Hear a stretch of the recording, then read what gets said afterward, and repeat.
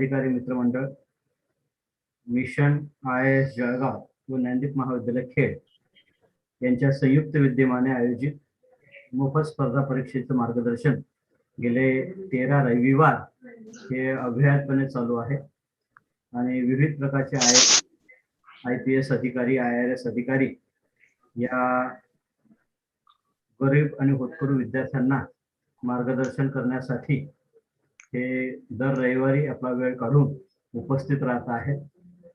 त्या शृंखलेत आज CSAT जो MPSC, UPSC किंवा कोणत्याही प्रकारच्या स्पर्धा परीक्षेसाठी अतिशय महत्त्वाचा गणला जाणारा विषय, गेल्याच शनिवारी आपण अर्थशास्त्र या विषयाचं संपूर्ण मार्गदर्शन स्पर्धा परीक्षेच्या विद्यार्थ्यांना केलेलं होतं आणि आज आपण CSAT जो एक स्पर्धा परीक्षा म्हटल्यानंतर अतिशय महत्त्वाचा विषय असतो, तर त्याचं मार्गदर्शन आपण आज करतो आहोत आणि त्यासाठी मान्य श्री अभिषेक ठिगळे सर हे आपल्याला जॉईन झालेले आहेत. मी मान्यवरांचं आरंभ ग्रुप, खानदेश अधिकारी जळगाव आणि ज्ञानदीप महाविद्यालय खेड यांच्या वतीने स्वागत करतो.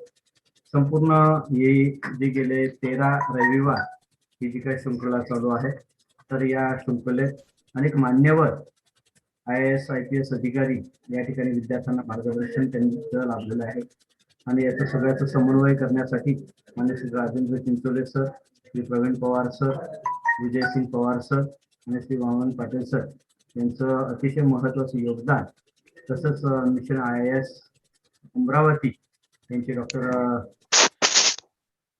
चिंचोळे सर यांचं देखील अतिशय छान मार्गदर्शन लाभत आहे. आणि आज आपण मान्य श्री अभिषेक ठिगळे सर जॉईन झालेले, मी मान्यवरांचं स्वागत करतो आणि आजच्या या कार्यक्रमाचं प्रास्ताविक प्रवीण पवार सर यांनी करावं अशी मी त्यांना विनंती करतो. Over to Praveen Pawar sir.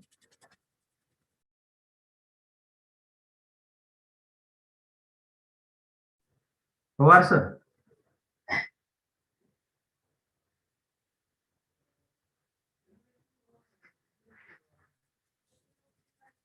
Abhishek Thigale sir हे जॉईन झालेले, मी मान्य अभिषेक ठिगळे सर यांना विनंती करतो की तुम्ही तुमचा व्हिडिओ सुरू करा. प्रवीण पवार सर या कार्यक्रमाचा प्रास्ताविक करतील आणि आज विद्यार्थ्यांना CSAT जो अतिशय महत्त्वाचा विषय आहे आणि ज्याच्यात स्कोअर करणं हे निश्चितच, एकदा जर स्कोअर करायची त्याची सवय लागली तर भविष्यात कोणत्याही विद्यार्थ्यात कसंही अडचण येऊ शकत नाही कोणत्याही स्पर्धा परीक्षेत. आणि आजचे जे मान्यवर आहेत तर ते स्वतः UPSC MPSC साठीच्या CSATच्या पुस्तकाचे स्वतः लेखक आहेत. खूप मोठा स्पर्धा परीक्षेचा त्यांचा अनुभव आहे आणि आजच्या आपल्या सर्व विद्यार्थ्यांना मार्गदर्शन करण्यासाठी ते उपस्थित आहेत. आजच्या या पार्टिसिपेंट्समध्ये काही NTS स्कॉलरशिप करणारे सुद्धा विद्यार्थी आहेत की जे NTS ची परीक्षा देते, नॅशनल टॅलेंट सर्च एक्झामिनेशन. काही नेट सेटची परीक्षा देणारे काही विद्यार्थी आहेत आणि स्कॉलरशिपचा अभ्यास करणारे सुद्धा काही विद्यार्थी आज जॉईन झालेले आहेत. काही युट्यूबवर आहेत आणि काही प्रत्यक्ष स्वरूपात आहेत. तर या सर्व मान्यवरांचं स्वागत करतो आणि प्रवीण पवार सर. येते का सर माझं ऐकू? हा सर, तुमचा आवाज येतोय. तुमचा नाही येते तर काय, माझ्याकडून तर सगळं व्यवस्थित आहे सर. अभिषेक सर, हॅलो सर, तुमचा आवाज येतोय. तुम्ही माझं हे करू नका, म्हणजे मला मायक्रोफोन, कॉम्प्युटर मायक्रोफोन यूज करतोय मी. हा, तुम्हाला होस्टेस केलंय, तुम्ही डायरेक्ट वापरू शकता. कॉम्प्युटर मायक्रोफोन यूज करतोय म्हटलं मी. हो, तुमचा आवाज येतोय सर क्लिअर. आणि प्रत्येक वेळी ऍडमिट करा का म्हणतंय आपल्या नवीन मेंबरला? नाही, तुम्ही त्याच्याकडे लक्ष नका देऊ. हा, ते आहे आपले ऑपरेटर जे आहेत ते करतील. तुम्ही मला कोणतरी व्हिडिओ ऑन करा बोललो, योगेश सर बोलले ते. हा, तुमचं सुरू झालं सर, तुम्ही दिसताय. हा, तेच तर करतोय आता. हो. प्रवीण पवार सर. नमस्कार. माझा आवाज येतोय का ऐकू सगळ्यांना? येतोय सर. प्रवीण पवार सर, तुमचा आवाज येत नाहीये.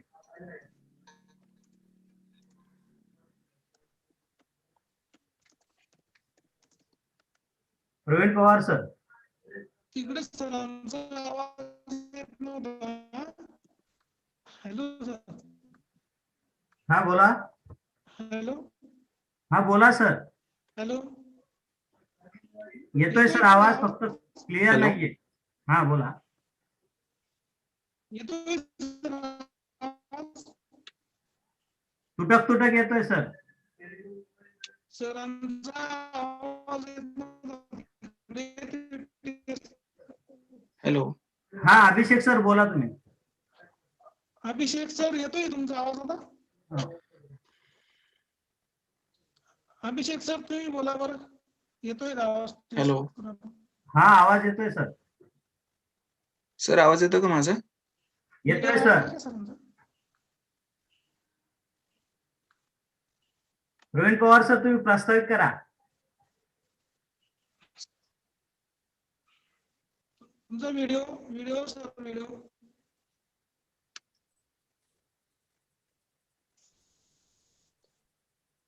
ते व्हिडिओ दिसत नाही.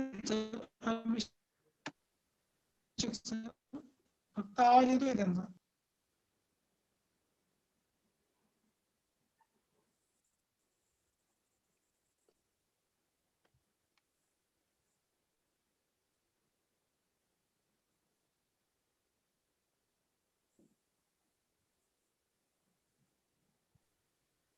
पवार सर तुम्ही प्रस्तावित करा.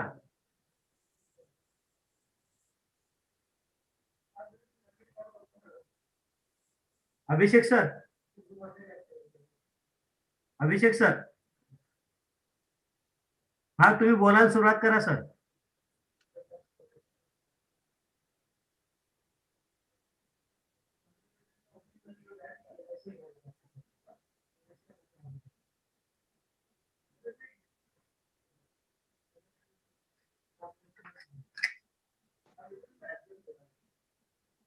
अभिषेक सर.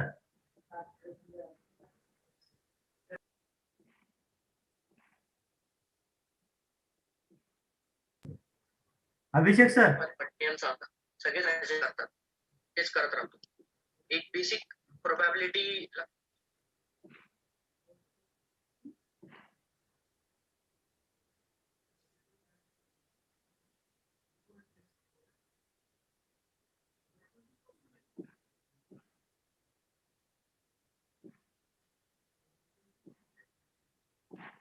हॅलो. हॅलो. हा बोला सर. आवाज येतोय तुमचा.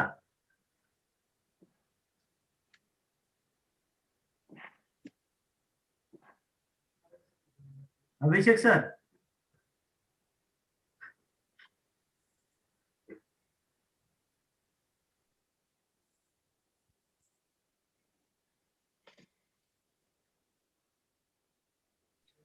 हॅलो अभिषेक सर.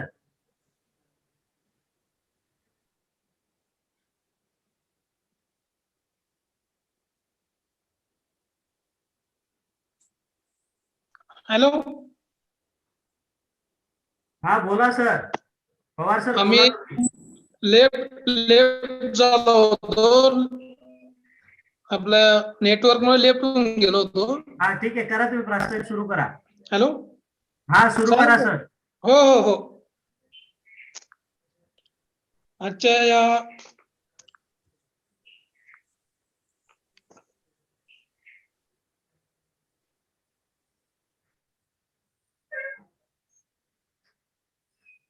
पवार सर तुमचा आवाज म्यूट केलाय तुम्ही.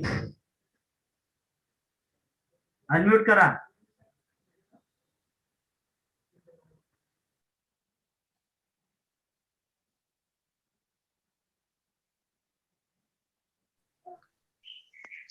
बोला सर. आरंभ ग्रुप चाळीसगाव, खानदेश अधिकारी मित्र मंडळ, मिशन आय जळगाव व ज्ञानदीप महाविद्यालय खेड यांच्या संयुक्त विद्यमाने आयोजित आजच्या या 14व्या झूम मीटिंग मध्ये प्रमुख मार्गदर्शक म्हणून उपस्थित असलेले श्री अभिषेक ठिगळे सर हे आपल्याला मार्गदर्शन करण्यासाठी उपस्थित आहेत. अभिषेक ठिगळे सर हे UPSC MPSC CSAT या पुस्तकाचे लेखक आहेत.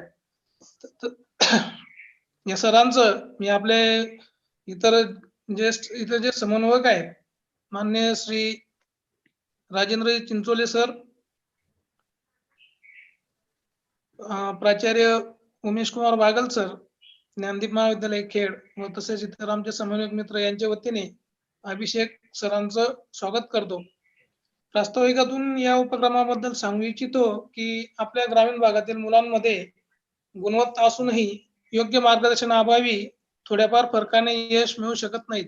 तसेच घरची परिस्थिती नाजूक असल्याने मुंबई, नाशिक सारख्या शहरात जाऊन महागडे शिक्षण घेऊ शकत नाहीत, क्लास जॉईन करू शकत नाहीत. या सर्व बाबींचा विचार करून अनुभवी मार्गदर्शकांच्या टीमसह आपल्या भागातील मुलांसाठी काहीतरी करावे या उद्देशाने ज्ञानदीप महाविद्यालय, मिशन IIS जळगाव, आरंभ ग्रुप व खानदेश अधिकारी मित्र मंडळ गरीब व होतकरू विद्यार्थ्यांना स्पर्धा परीक्षा व करिअर विषयक मार्गदर्शनाद्वारे स्वतःच्या पायावर उभं करण्यासाठी प्रयत्नशील आहे. आणि याचाच एक भाग म्हणून दर रविवारी झूम मीटिंग द्वारा स्पर्धा परीक्षेतील दिग्गज अधिकारी व तज्ञ मार्गदर्शकांना आमंत्रित करीत असतो व हे अधिकारी व तज्ञ मार्गदर्शक कुठल्या प्रकारचा मोबदला न घेता बहुमूल्य वेळेतून मार्गदर्शन करीत असतात. आज आपल्याला मार्गदर्शन करण्यासाठी जे मान्यवर उपस्थित आहेत त्यांचा मी थोडक्यात परिचय करून देतो. परिचय करून देत असताना मान्यवरांनी व्हिडिओ ऑन ठेवावा. आजचे प्रमुख मार्गदर्शक म्हणून लाभलेले श्री अभिषेक ठिगळे सर हे MPSC UPSC CSAT या पुस्तकाचे लेखक असून त्यांना मॅथ व रिझनिंग शिकवण्याचा अनुभव आहे. He is associated with HV Desai competitive exam centre and ex faculty of Chanakya Mandal Parivar. सरांचं CSAT या विषयाचं स्वतःचं पुस्तक आहे. He is verse and proficient guide of CSAT. CSAT हा सोपा पण अवघड वाटणारा पेपर. राज्यसेवा उत्तीर्ण होण्यासाठी CSAT शिवाय पर्याय नाही. GS सामान्यामध्ये जवळपास सर्वांना सारखे गुण मिळतात, म्हणून CSAT हा गेम चेंजर सब्जेक्ट आहे. आणि या CSAT मध्ये उत्तीर्ण होण्यासाठी डेली प्रॅक्टिस, आयोगाचे पेपर्स अनालिसिस, उतार्यांचा सराव या गोष्टी खूपच महत्वाच्या आहेत. अभिषेक सर स्वतःच CSAT या पुस्तकाचे लेखक असल्यामुळे CSAT या परीक्षेतील महत्व व तयारी या संबंधी आपल्याला मार्गदर्शन करणार आहेत. सरांना मी विनंती करतो की त्यांनी आपल्या मार्गदर्शनाला सुरुवात करावी.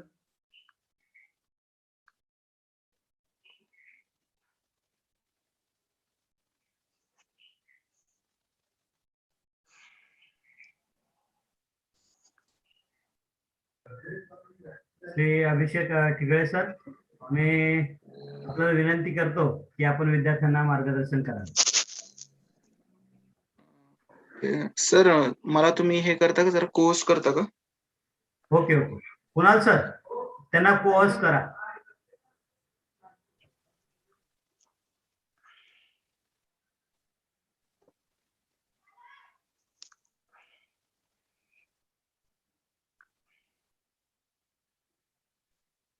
केलाय सर तुम्हाला कोर्स? ओके. आता जस्टच मला सुरू झालं ऐकायला. Okay, thank you sir.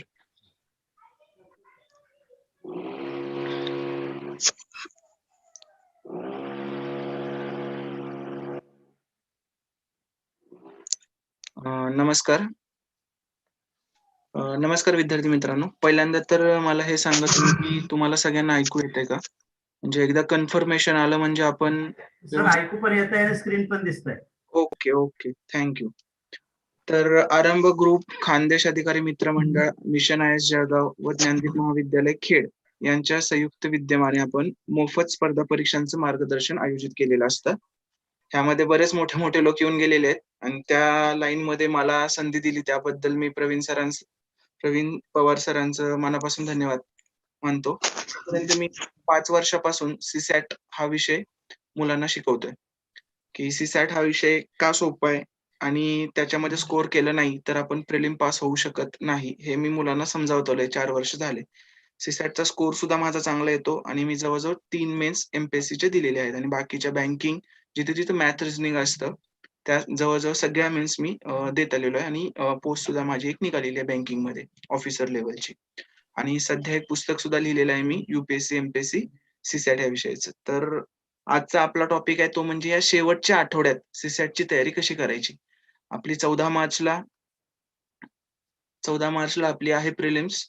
तर त्याची तयारी आपण कशी करायची हे आपण ह्या पूर्ण लेक्चरमध्ये पाहणार आहोत, की त्यासाठी काय-काय करायला लागेल आपल्याला नक्की. आणि असं काय मी रामबाण उपाय सांगितला म्हणजे आता तुम्ही हे आजचं लेक्चर बघितलं आणि तुम्हाला तर 150च्या वर मार्क पडणार. असं काही असणार नाहीये बरं का. ठीक आहे. पण हे आजचं लेक्चर जर तुम्ही पाहिलं माझं, तर नक्कीच तुमच्या जो आत्ता स्कोर होतोय त्याच्यामध्ये नक्कीच 15-1 मार्काची तरी भर पडून जाईल. तुमचा टाईम मॅनेजमेंटचं जे आहे, की जे सी-सॅटमध्ये कायम फसलेलं असतं मुलांचं, परीक्षेच्या वेळी काय होतं, काय नाही ते त्यांचं त्यांनाच कळत नाही. आणि 80 प्रश्नांपैकी 65च्या वर जातच नाहीत मुलं. 80 प्रश्नांपैकी 65 प्रश्न सोडवण्याच्या वर मुलं जात नाहीत. आणि मग ज्याचे 65च्या वर जात नाहीत, त्याचा 140 स्कोर येत नाही. आणि ज्याचा 140 स्कोर येत नाही, तो प्रिलिम पास करत नाही. हे असं सगळं आत्तापर्यंतचं गणित आहे. आणि सी-सॅट म्हटलं की मुलांना असं भीतीच वाटायला लागते. तर आजचं लेक्चर बघा, तुम्हाला कळून जाईल की सी-सॅट का अवघड नाहीये. ठीक आहे. मी ओळीनं सांगत जाईन की सी-सॅट बद्दल काय करायचं, कसं तयारी करायची वगैरे. तर आता आपण ते बघूया. तर स्ट्रक्चर मी असं ठेवलेलं आहे आजच्या लेक्चरचं. पहिला जो भाग आपण बघणार आहे ते म्हणजे उतारे कसे सोडवावे. ते म्हणजे उतारे कसे सोडवावे. नंतर 2 नंबरला आपण बघणार आहे निर्णय क्षमतेचे प्रश्न कसे सोडवावेत. म्हणजे जे शेवटचे पी-एच-डी-एमचे असतात आपले प्रश्न, 5 प्रश्न की ज्याच्यात निगेटिव्ह मार्किंग नसतं. हे असे प्रश्न आपण कसे सोडवायचे ह्या गोष्टींचं आपण एनालिसिस करणार आहे. परत आता तिसरं काय आहे? तिसरं म्हणजे गणित आणि बुद्धिमत्ता कसे हाताळावेत. ओके. नंतर विधानावरील प्रश्न कसे सोडवावेत. हा टॉपिक एक मी शिकवायचा म्हणून इथं घेतलेला आहे. कारण फक्त मोटिव्हेशन लेक्चर, शेवटच्या आठवड्यातलं नियोजन असे YouTubeवर खूप सारे व्हिडिओ दिसतात. पण काहीतरी आज जर 1 तास आपण बसणार असू, तर त्या 1 तासामध्ये हा जो विधानांवरील प्रश्न कसे सोडवावेत तो टॉपिक आहे ना, त्याचं तुम्हाला 3 प्रश्न फिक्स पडतात त्याचे 3 ते 4 कमीत कमी 3 जास्तीत जास्त 5.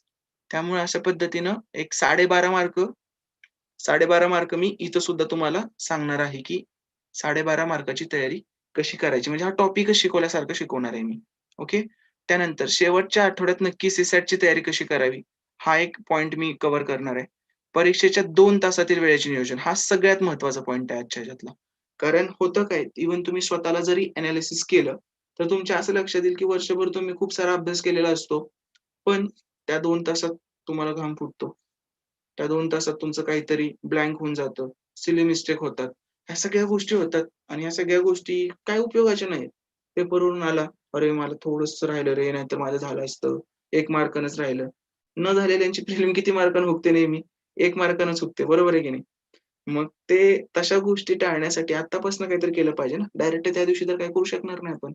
म्हणून ह्या शेवटच्या 6 दिवसात काय करायचं हे सांगणार आहे. आणि 7वा हा सगळा तुमचा भाग असणार आहे. सगळं माझं झालं, त्यानंतर आपण पूर्ण शंका-निरसन घेणार आहे. आत्ता मध्ये-मध्ये घेतलं तर खूप टाईमपास होतो. त्यामुळे शेवटी ठेवलंय मी शंका-निरसनाचा भाग. ओके.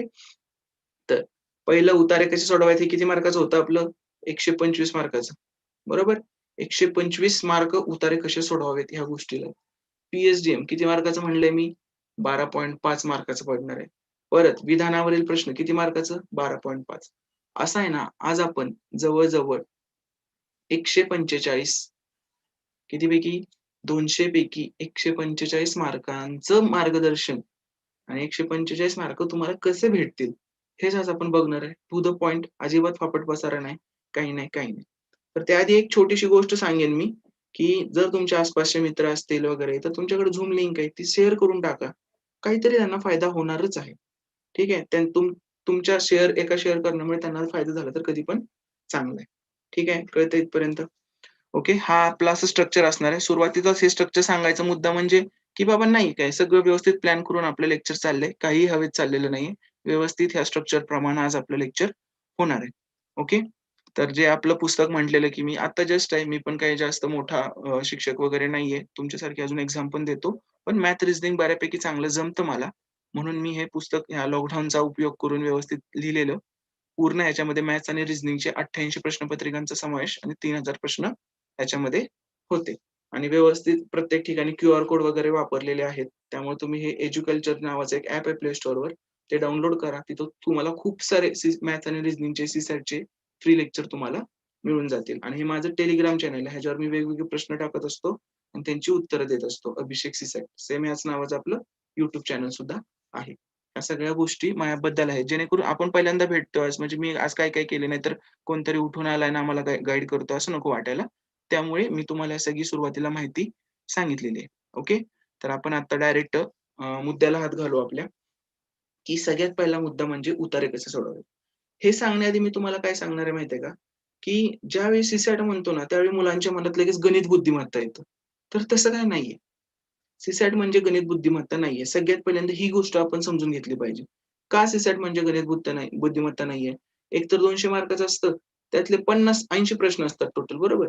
त्यातले 80 पैकी ना 80 पैकी 50 प्रश्न हे पॅसेजचे असतात. 50 प्रश्न पॅसेजचे असतात. नंतर 50 प्रश्नानंतर जे 5 प्रश्न असतात आपले, ते पी-एच-डी-एमचे असतात. 50 आणि 5 55 झाले. आणि जे 15 प्रश्न असतात ना, ते रिझनिंगचे असतात. म्हणजे 50 आणि 55 5 55 55 15 70. ठीक आहे. 55 15 70. म्हणजे जे 70 प्रश्न आहेत आपले, ते आहेत ना, सामान्य व्यक्तीला सुटतील. रस्त्यावरच्या चालणाऱ्या माणसाला. त्याला म्हणायचं सामान्य व्यक्ती, जो अभ्यास पण करत नाहीये एम-पी-एस-सीचा. त्याला सुटतील अशा लेव्हलचे 70 प्रश्न आहेत. आणि राहिलेले 10 प्रश्न काय आहेत? राहिलेले 10 प्रश्न आहेत गणित आणि बुद्धिमत्ताचे. कळतंय? सॉरी गणिताचे फक्त. राहिलेले 10 प्रश्न कशाचे आहेत? गणिताचे. आणि मुलं काय करतात माहीत आहे? सीसॅट म्हणजे फक्त हेच 10 प्रश्न आहेत. असं समजून त्याला एवढं डोक्यावर घेऊन नाचवलंय, की काय बोलूच नका तुम्ही. ठीक आहे. पण एवढं नाचवलं ते नाचवलंय, पण ह्याचा अभ्यास पण नाहीत करणार. का? कारण हे मेन्सला नाहीये. पण मुलांनो मला सांगा, ही पायरी गेल्याशिवाय प्रिलिमची तुम्हाला ही पायरी जाता येणार आहे का मेन्सची? नाही जाता येणार ना. म्हणून सीसॅटचं महत्त्व वाढलेलं असतं. ठीक आहे. तर आता आपण बघू स्टेप बाय स्टेप म्हणजे सगळ्यात जास्त वेटेज जर हे 50 प्रश्नाचं असेल जवळ-जवळ 125 मार्काचं, तर सगळ्यात जास्त महत्त्व आपण कशाला दिलं पाहिजे? उतार्याला दिलं पाहिजे. ओके. तर बघा काय-काय उतारे कसे करायचे असतात. उतारे तसे जनरली 10 पॅसेज येतात. 10 पॅसेजेस आणि प्रत्येकी 5 प्रश्न एकूण असे 50 प्रश्न. पण असं काही फिक्स नाहीये. 9 पण येतील, 11 पण येतील. कुणाला काही माहीत नाही. त्या 10 पॅसेजमध्ये 8 पॅसेज हे मराठी आणि इंग्लिश या दोन्ही भाषांमध्ये असतात. मराठी आणि इंग्लिश. आणि एक पॅसेज कंपल्सरी मराठी असतो, एक पॅसेज कंपल्सरी इंग्रजीमध्ये येतो. कळतंय इथपर्यंत सगळ्यांना? आता एक वरवरच्या गोष्टी की ज्या मुलांनी आधीपासून डोक्यात घालून ठेवलेल्या आहेत आपल्या, त्या आधी मी सांगायचा प्रयत्न करतो तुम्हाला. मुलांना काय वाटतं माहिती आहे का? अरे कंपल्सरी इंग्लिश पॅसेज प्रचंड अवघड असेल. काहीच खरं नाही आता आपलं. पण ते सगळ्यात मोठी चूक आहे. जो कंपल्सरी इंग्लिशचा पॅसेज असतो ना, तो सगळ्यात ईझी आहे. सगळ्यात ईझी. प्रश्न बघायचा, शब्द बघायचे, ते उत्तरात जाऊन शोधायचे, त्याच्या वरचं आणि खालचं वाक्य त्याचं उत्तर असतं. त्यामुळे हा पॅराग्राफ सोडू नका तुम्ही अजिबात. हा कंपल्सरी सोडवा. इव्हन हा एक वेळ स्किप करा. पण कंपल्सरी इंग्लिश सोडवा. ह्यातला एकच प्रश्न अवघड असतो, तो म्हणजे व्होकॅब्युलरीचा. बाकी सगळं सोपं आहे. ओके. आता मी हे स्टेप बाय स्टेप जातो. उतारे कसे सोडवायचे, काय करायचे हे तुम्हाला ओव्हरऑल आयडिया सांगितली मी, की 10 उतारे येतात. 8 दोन्ही भाषेत असतात. एक कंपल्सरी इंग्लिश असतो, एक कंपल्सरी मराठी असतो. ठीक आहे. तर मग काय? सगळ्यात पहिल्यांदा गोष्ट काय करायची तुम्हाला सीसॅटच्या पेपरला जायच्या आधी एकदम शांत डोक्याने जावा. कारण ही सांगायची गोष्ट मी प्रत्येक वेळी सांगतो. काही लोकांना हसू येतं ह्या गोष्टीचं. शांत डोक्याने जावा म्हणल्यावर हसू येतं. अरे कारण हा जो पेपर आहे ना, तो तुमच्या नॉलेजचा नाहीये. ठीक आहे. तो तुमच्या कॉन्सन्ट्रेशनचा पेपर. तुमचं जेवढं जास्त कॉन्सन्ट्रेशन चांगलं, जेवढं शांत चित्ताने तुम्ही ऐकताय, वाचताय, ठीक आहे. तेवढं तुम्हाला ते जास्त जमणार आहे. कळतंय का? त्यामुळं हा पेपर पूर्णपणे कॉन्सन्ट्रेशनचा. त्यासाठी सगळ्यात पहिल्यांदा लागतं शांत. शांत राहायच्या वेळी काय करायचं? उगीच गप्पा नाहीत मारायच्या कुणाशी. सुपरवायझर सोबत भांडायचं नाही. पेपर आधी सील फोडायचं नाही त्याचं. वेळेत फोडा. ठीक आहे. ह्या सगळ्या गोष्टी लागतात शांत व्हायला. बेंच हलतोय, ॲडजस्ट करा. आयुष्यात एवढं ॲडजस्ट करतो ना, तर इथं पण ॲडजस्ट करा. ठीक आहे. आणि ते 2 तास व्यवस्थित शांतपणे लिहा. ओके. आणि जर ह्या शांत डोक्याने जर तुम्ही पॅसेजेस वाचला ना, पॅसेज कुठला पण वाचला, तर तो तुम्हाला लवकर समजतो. तो समजायला तुम्हाला जास्त वेळ नाही लागत. भर नजर फिरवली जाते आणि तो लवकर लक्षात येतो आपल्याला. आणि पॅसेज वाचताना ना नेहमी डोळ्यांचा वापर करा. ओठांनी पॅसेज वाचला, की जास्त वेळ लागतो. आता ह्या गोष्टी खूप आधी सांगायला हव्या होत्या तुम्हाला, पण आपलं काही नाही. कुठल्या गोष्टीला वेळ झालेला नसतो. डोळ्यांनी वाचलं की जास्त ओळ एका वेळी डोळ्यात जाते, जास्त अंडरस्टँडिंग होतं. ओठाने वाचले की तो शब्दच आपण फक्त बघत असतो. ठीक आहे. त्यामुळे ही एक गोष्ट हे फास्ट रिडिंग साठी सांगतोय मी. तर आणि वाचताना काय करायचंय, काही काही कीवर्ड लक्षात ठेवायला लागतात आपल्याला. वाचताना काही काही कीवर्ड लक्षात ठेवायला लागतात. तर ते कीवर्ड कुठले कुठले आहेत, की बाबा आपल्याला वाटतं की आता जर समजा असं असेल की औद्योगिक क्रांती, ठीक आहे, औद्योगिक क्रांती, परत दुसरे महायुद्ध, महायुद्ध, ठीक आहे, परत आला 1857. आपण काय करतो, हा चला अंडरलाईन अंडरलाईन खूप अंडरलाईन, अजून अंडरलाईन. मला सांगा ह्याच्यावर प्रश्नच नाही विचारत आहे एमपीएससी. टिंबटिंब झाली, औद्योगिक क्रांती झाली असं असतं का, किंवा कुठल्या साली झाली असं विचारतात का प्रश्न? नाही विचारत आहे. कशावर प्रश्न विचारतात? प्रश्न एमपीएससी विचारते क्रियापदांवर. त्यामुळे क्रियापदे महत्वाची आहेत. कुठली क्रियापदे महत्वाची आहेत? आहे, नाही, असेलच असे नाही, सांगता येणार नाही, म्हणू शकत नाही, काहीच, मागच, अचूक, ठीक आहे, किंवा भागच, अतिशय, हे असे जे महत्वाचे शब्द आहेत ना, त्याला तुम्ही अंडरलाईन करायचं. नको त्या गोष्टीला अंडरलाईन करू नका, काही गरज नाही. अंडरलाईनचा अर्थ काय असतो? ती गोष्ट आपल्याला लवकर समजून यावी म्हणून आपण अंडरलाईन करतो. बरोबर आहे? ती गोष्ट आपल्याला लवकर समजून यावी. मग 1857 आधीच उठून दिसतंय. त्याला कशाला अंडरलाईन करायचे अंकाला? अंक आधीच उठून दिसणार आहे अख्ख्या पॅसेजमध्ये. त्यामुळे त्याला अंडरलाईन करू नका. पहिली गोष्ट. आणि बऱ्याच लोकांचा असा समज आहे, की मी पहिल्यांदा प्रश्न वाचतो, कीवर्ड काढून ठेवतो आणि मग मी पॅसेजकडे जातो. काय गरज आहे? आपल्या ह्याचं नाव काय? आपल्या टॉपिकचं नाव काय? कॉम्प्रिहेन्शन. आपल्या टॉपिकचं नाव आहे कॉम्प्रिहेन्शन म्हणजे काय? आकलन. आणि आकलन कधी होणार आहे? उतारा जर पहिल्यापासून नीट वाचला तर आकलन होणार आहे. जर तुम्ही आधी प्रश्न वाचले तर मला सांगा, तुम्ही काय लक्षात फक्त क्रियापद म्हणजे फक्त कीवर्ड लक्षात ठेवणार, बरोबर? आणि उतारा वाचताना तुमचं काहीतरी लक्ष लागेल का? तुमचं लक्ष कशात? अरे तो कीवर्ड कुठे दिसतोय? तो कीवर्ड कुठे दिसतोय? ह्याच्यामध्ये सगळं तुमचं लक्ष लागणार, बरोबर की नाही? म्हणून मी माझं नेहमी म्हणणं असतं, की कधी प्रश्न आधी वाचू नका, त्याला काही फायदा नाही होत आहे. उतारा जर व्यवस्थित वाचला तर अख्खा उतारा आपल्याला समजतो आणि अख्खा उतारा जर आपल्याला समजला ना, मग त्याच्यावरचे प्रश्न आपण कसेही टॅकल करू शकतो, कसेही. म्हणून ही गोष्ट लक्षात ठेवा, पहिल्यांदा उतारा वाचा. पण हे सांगताना आता मी पुन्हा अजून एक गोष्ट सांगायला नेहमी सुरुवात करतो. ती म्हणजे ज्यांना आतापर्यंत सवय आहे ना प्रश्न वाचून, तर ते लास्ट मिनिटला चेंज करू नका. त्यानं मग तुमचं जरा नुकसान होऊ शकतं. पण ही गोष्ट खरी पद्धत अशी आहे, की आधी उतारा वाचणे आणि मग प्रश्न सोडवणे. ओके. आता ही एक मेन गोष्ट सांगितली तुम्हाला, की आधी उतारा वाचायचा. दुसरं काय, की बाबा मार्क कधी करायचे? मार्क कधी करायचे? उतार्यावरचे प्रश्न मार्क कधी करायचे? तर मार्क कधी करायचे असतात उतार्यावरचे प्रश्न? जनरली आपण प्रश्न जीएसचे कसं सोडवतो? प्रश्न सापडला, मार्क केलं. दुसरं पण मार्क केलं. पण उतार्याचं तसं करू नका. उतार्याचं कसं करा माहिती का? उतारा तुम्ही एकदा सगळा वाचून झाला, की त्यानंतर तुम्ही मार्क करा. उतारा एकदा सगळा वाचून झाला, की त्यानंतर तुम्ही मार्क करा. त्यानं काय होतं माहिती का? कधी-कधी पहिल्या प्रश्नाचं उत्तर चौथ्या प्रश्नामध्ये पण असतं. पहिल्या प्रश्नाचं उत्तर चौथ्या प्रश्नामध्ये असू शकतं ना.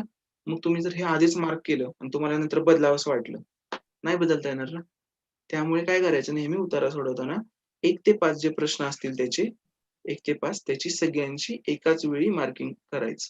तोपर्यंत तुम्ही पेन्सिलने टिक करून ठेवा पेपरवर. कळतंय? ही मी वापरणारी पद्धत आहे आणि मला खूप फायद्याची ठरते. कधी-कधी खूपदा एक 3-4 प्रश्नांचं तरी होतच होतं, की बाबा पहिल्या प्रश्नाचं उत्तर चौथ्या प्रश्नात असतं. चौथ्या प्रश्नाच्या पर्यायात पण नाही, चौथ्या प्रश्नात असतं. किंवा ज्याचं त्याचं उत्तर आहे ना, त्याच्यावर प्रश्न तयार केलेला असतो पुढे. मग ते तिथं तुम्हाला फायद्याचं पडू शकेल. म्हणून ही एक गोष्ट तुम्ही लक्षात ठेवू शकता, की सगळे सगळे प्रश्नांची उत्तरं एका वेळेला 5-5 ची म्हणतोय बरं का. अख्ख्या पेपरची नव्हे, CSATला वेळ पुरत नाहीये. त्यामुळे अख्ख्या पेपरचं ते करायला लावू नका. शेवटी गडबडीत सगळं बट्ट्याबोळ होऊन जाईल तुमचं. ठीक आहे. त्यामुळे तसलं काही करायला जाऊ नका. 5-5 ची करा व्यवस्थित. परत हे तर मी सांगितलं डोळ्यांनी वाचा वगैरे. नंतर ही 7वा जो पॉइंट आहे ना, हां, हे पुस्तकाचंच पान आहे माझ्या. 7वा जो पॉइंट आहे ना, तो सगळ्यात महत्त्वाचा पॉइंट आहे. जे आपण म्हणतो, की बाबा उतार्यात वेळ नाही पुरत, की असं होतं, तसं होतं. तर 7वा पॉइंट त्यासाठी खूप महत्त्वाचा ठरणार आहे तुम्हाला. कारण 7व्या पॉइंटमध्ये मी काय सांगतो माहिती आहे का, की ज्यावेळी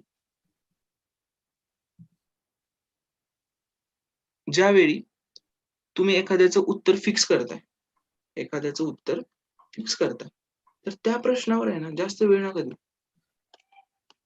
जास्त वेळ नका देऊ. काही उपयोग नाही होणार. उतारा इथं आहे, प्रश्न इथं आहेत, पर्याय इथं आहेत, उत्तर इथं मार्क केलंय आपण. संपला विषय. आपल्याला नवीन नाही सुचणार आहे उत्तर. अख्खा 2 तास जरी घालवला ना, तरी नवीन नाही सुचणार. पण आपण काय करतो माहिती आहे का? 20-25 सेकंदात उत्तर मार्क करून टाकतो. तरी त्याच्यावर परत अर्धा मिनिटं विचार करत बसायचा आहे. बरोबर आहे का नाही? मला सांगा, एकतर तुम्ही मार्क केलेला आहे, तरी पण तुम्ही विचार करताय.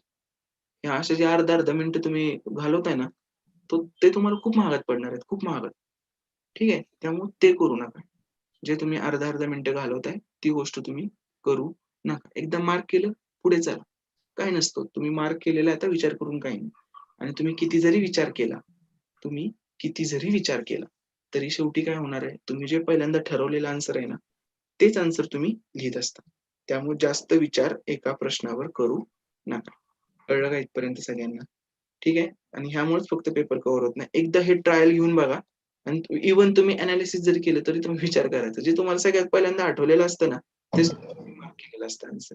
त्यामुळे एवढी गोष्ट तुम्ही लक्षात ठेवा. परत आता हे जे 2 प्रश्न आहेत, की उतार्याचे शीर्षक म्हणजे काय? लेखकाला काय म्हणायचंय? ठीक आहे. हे जे 2 प्रश्न आहेत, त्याचे तुम्ही काहीही आन्सर लिहा. ते नाही तुमच्यावर डिपेंड. उतार्याच्या लेखकाला काय वाटतं ना, ते तो आणि तोच सांगू शकतो फक्त. आपण कोणीही नाही सांगू शकत. त्यामुळे असे प्रश्न जर तुम्हाला एखादं स्किप करायचं वाटलं, की यार मला स्किप करायचं, तर हे प्रश्न तुम्ही स्किप करू शकता. पण हे प्रश्न जर तुम्हाला सोडवायचेच आहेत, तर सोडवायचे कसे? सगळ्यात बेस्ट मेथड ती म्हणजे एलिमिनेशन मेथड. तुमच्याकडे 4 पर्याय असतील. 1, 2, 3, 4. 4 पर्याय आहेत. त्यातले 2 पर्याय सहजासहजी एलिमिनेट होतात कुठेही. जी-एसमध्ये पण, सी-सॅटमध्ये पण. ठीक आहे? तर 2 पर्याय ते एलिमिनेट कर आणि राहतात 2 गोष्टींचा 2 पर्यायांचा विचार राहतो. तर त्यामध्ये काय करायचं माहिती आहे का? त्या 2 पर्यायामध्ये जो शब्द सगळ्यात जास्त वेळा उत्तरात यूज केलाय ना, ते त्याचं शीर्षक लिहा. जर तुम्हाला अटेम्प्ट करायचंच आहे, तर जो शब्द सगळ्यात जास्त वेळा यूज केलाय उत्तरात, तो लिहा. उतारा कसा असतो? हा एक पॅसेज, हा एक पॅसेज, हा एक पॅसेज, हा एक पॅसेज असं 3 ते 4 पॅसेजचा उत्तर असतो. मुलं बऱ्याचदा काय करतात, "अरे, अरे हा पहिल्याच पॅराग्राफमध्ये लयदा वापरलेला हा शब्द, मी लगेच लिहून टाकतो." नाही ना. पहिल्याच पॅराग्राफमध्ये आला, नंतर उच्चारच नाही आला तर. पण असा एखादा शब्द असतो, तो इथं पण येतो, इथं पण येतो, इथं पण येतो आणि इथं पण येतो. मग तुमचं उत्तर काय पाहिजे? 4च वेळा आला आणि प्रत्येक पॅराग्राफमध्ये आलाय तो. मग तुमचं उत्तर तो शब्द असला पाहिजे. उत्तराचं शीर्षक तो शब्द असला पाहिजे. आता लेखकाला काय म्हणायचं हा प्रश्न असतो. लेखकाला काय म्हणायचं हा प्रश्न टॅकल करताना काय करायचं माहिती आहे का? उतारा वाचताना एक तुम्ही पण थीम बनवत जायची, की बाबा हां, असं-असं पद्धतीने आपल्याला वाचायचं उतारा. ठीक आहे. मग उतारा वाचला मग ती तशीच काहीतरी घटना तुमच्यासोबत घडलेली असते, तुमच्या आजूबाजूला घडलेली असते. त्याला रिलेट करायचं. मग ठरवायचं राजकीय उतारा असेल तर लेखक डावीकडे वळतोय, उजवीकडे वळतोय का सेंट्रिस्ट आहे. कुठल्यातरी बाजू घेत असेल, उदारमतवादी आहे का, साम्यवादी आहे, समाजवादी आहे, हे तुम्हाला कळत असतं. म्हणजे तुम्ही डोक्यात तयार करून ठेवायचं, हां, हा लेखक असा आहे, ह्याच्याकडनं काही हे वाक्य पडणार नाही. कारण उदारमतवादी लोकांकडून हे वाक्य नाही पडत, असं. मग हे तुम्ही तुमच्या ह्याच्यात ठेवून ठेवायचं किंवा तुमच्या आजूबाजूचे मित्र असतात त्याप्रमाणे बघायचं. अरे, माझा मित्र पण एक असाच आहे. मग तो मित्र कसा आहे, त्याच्यावरून तुम्ही उतारावाला जज करू शकता. कळतंय? त्यामुळं लेखकाला काय म्हणायचंय, ते तुम्ही तसं सांगू शकता. पुढे, पुढे काय सगळ्यात महत्त्वाचा, जे सुरुवातीला फर्स्ट अटेम्प्ट देतात ना, त्यांना हे अजिबात समजत नाही, की बाबा प्रश्नाची उत्तरं देताना काय करायचं असतं माहिती का नेहमी? जे उतार्यात दिलंय, जे उतार्यात दिलंय, ते आणि तेच फक्त खरं मानायचं. उतार्यात दिलंय ना, तेच फक्त खरं. तेच फक्त खरं पकडा. बाकी स्वतःचा विचार करू नका. ठीक आहे. उतार्यात म्हटलं असेल सचिन तेंडुलकर फुटबॉलच खेळतो आणि फुटबॉलचा जगज्जेता आहे तो. तर सचिन तेंडुलकर फुटबॉलच खेळतो. मला जरी माहीत असलं, की तो क्रिकेटचा बादशाह आहे, तरी पण तुम्ही काय म्हणायचं? तो फुटबॉलच खेळतो. कळलं का? उतार्यात जे दिलंय त्याला आणि त्यालाच खरं पकडायचं. जनरली काय होतं, मग कधी-कधी ना 3 ते 4 प्रश्न असे असतात, की उत्तरच दिलं नाही, पण त्यांचं काय विचार करून हां, मला माहिती आहे, की सचिन तेंडुलकर क्रिकेट खेळतो, मग मी तसं लिहिणार. मग असे ना 3 ते 4 प्रश्न असतात. कितीपैकी? 50 पैकी. पण माझं तरी पण म्हणणं आहे, तुम्ही तिथं सुद्धा उतार्यात जे दिलंय त्यालाच खरं पकडा. कारण ह्या 3 ते 4 प्रश्नांसाठी बाकीच्या 46 प्रश्नांची रिस्क तुम्ही घेऊ नका आणि तुमच्या डोक्याला तशी सवय लावू नका, की बाबा इंटरप्रिट करायची. इंटरप्रिट करायची सवय लावायची नाही. जे दिलंय ते खरं पकडायचं, त्यानुसारच उत्तर लिहायचं. कळलं? ही खूप मोठी गोष्ट आहे आणि प्रत्येक ठिकाणी हीच यूज करायची. अख्ख्या सी-सॅटच्या पेपरमध्ये सुद्धा. परत आता हा प्रश्न, की ज्याच्यामुळे मार्क कमी येतात, म्हणजे ज्यांचे असे 5 पैकी 2 आणि 3 बरोबर येत असतात ना, त्यांचं का बरोबर येत नाही जास्त, 5 पैकी 5 का बरोबर येत नाही? त्याचं मेन कारण हे आहे. कसे प्रश्न विचारतात? आपल्याला वन लाइनर विचारतात का? नाही. असा प्रश्न असतो, खालीलपैकी काय खरं आहे? आणि 1, 2 किंवा 3 वाक्य असतात अशी. आणि परत ह्याचे ऑप्शन असतात, की बाबा 1, 2 बरोबर, 2, 3 बरोबर, 1, 3 किंवा सर्व बरोबर असं काही-काही असतात ऑप्शन. ठीक आहे. 1, 2, 3, 4 पैकी. तर काय करायचं नेहमी, जे तुम्हाला वाक्य फिक्समध्ये उत्तरात दिसतंय, तेच फक्त खरं पकडायचं. हं.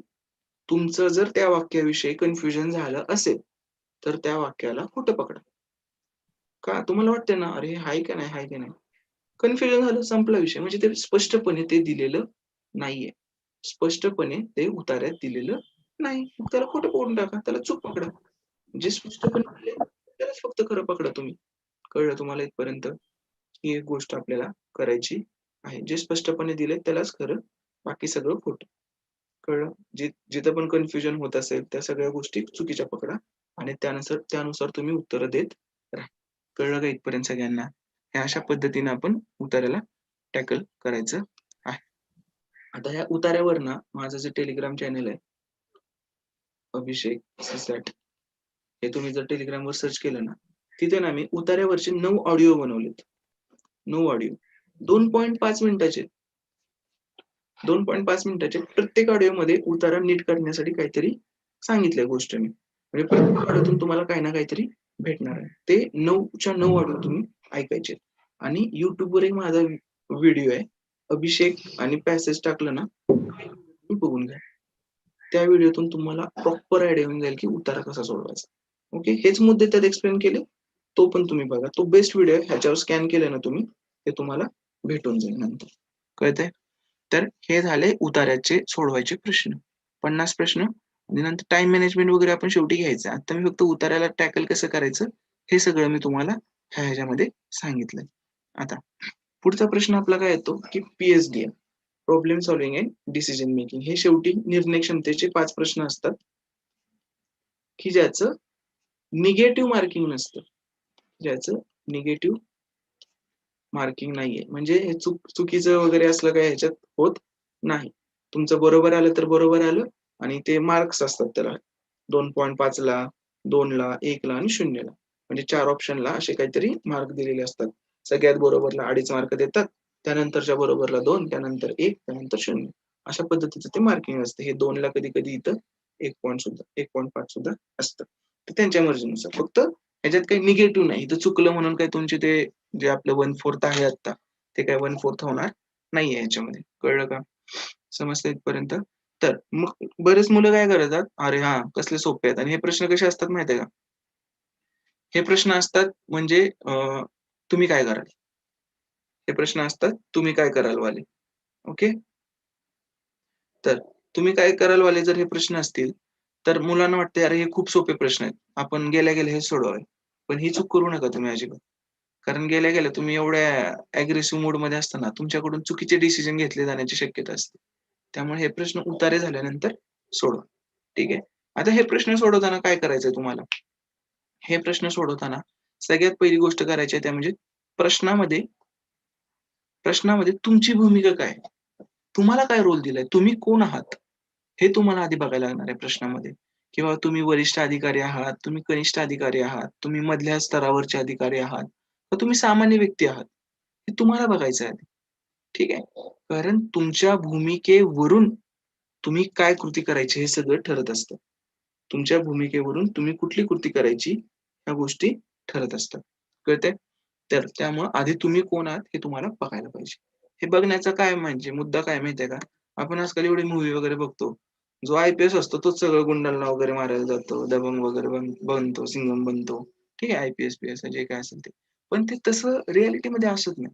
तुमचं काम काय ते तुम्हाला बघायला लागेल. जर तुम्ही वरिष्ठ अधिकारी असाल ना, तर सगळीच्या सगळी कामं काही तुम्ही करायची नाहीत. ठीक आहे. बरीचशी कामं तुम्हाला लोकांवर सोपवायची आहेत. तुम्हाला युवकांचा गट तयार करायचा, तुम्हाला एन-जी-ओची हेल्प घ्यायची आणि त्यांच्या थ्रू कामं करून घ्यायची. ठीक आहे. तुम्ही जर कनिष्ठ अधिकारी असाल, तर सगळीच्या सगळी कामं तुम्हालाच करायची आहे. तुम्हाला अजिबात त्या तुमच्या जवळ आलेल्या व्यक्तीला ताटकळत ठेवायचं नाहीये. सगळीकडे तुम्हीच जायचंय. ओके. आणि जर तुम्ही सामान्य व्यक्ती असाल तर तुम्हाला काय नाही, तुम्हाला कायद्यानुसार वागायचं आहे. तक्रार करायची, तक्रार करा. ठीक आहे. जे काय असेल ऍप्लिकेशन द्यायचं ऍप्लिकेशन द्या. तुम्ही तिथं जाऊन दबंग सिंगम बनायला जाऊ नका. जरी तुमची बॉडी वगैरे असली तरी. तुमचं काम काय सामान्य आहे. तुम्ही सामान्य व्यक्ती म्हणून तुम्ही दुसरा गुन्हा करणार का त्यांच्याशी मारामारी करून वगैरे? नाही करायचं ना. त्यामुळे सामान्य व्यक्तीचं काम सामान्य व्यक्तीप्रमाणे जे कायद्यात लिहिले त्याप्रमाणे वागायचं. कारण ह्याला सगळ्यात मोठा आधार काय आहे? सगळ्यात मोठा आधार आहे भारतीय संविधानाचा आधार घ्यायचा तुम्हाला. या सगळ्या प्रश्नांची उत्तरं लिहिताना भारतीय संविधानाचा आधार घ्यायचा. त्याच्यात जे सांगितलंय त्याप्रमाणे जायचंय. मग ते करताना दया, क्षमा असल्या काही गोष्टी करायच्या नाहीये. जे नियमाप्रमाणे आहे त्याच्यावर बोट धरायचं आणि त्यानुसारच जायचं. कळतंय? परत हे वरिष्ठचं सांगितलं मी, कनिष्ठचं सांगितलं, सामान्य व्यक्तीचं सांगितलं.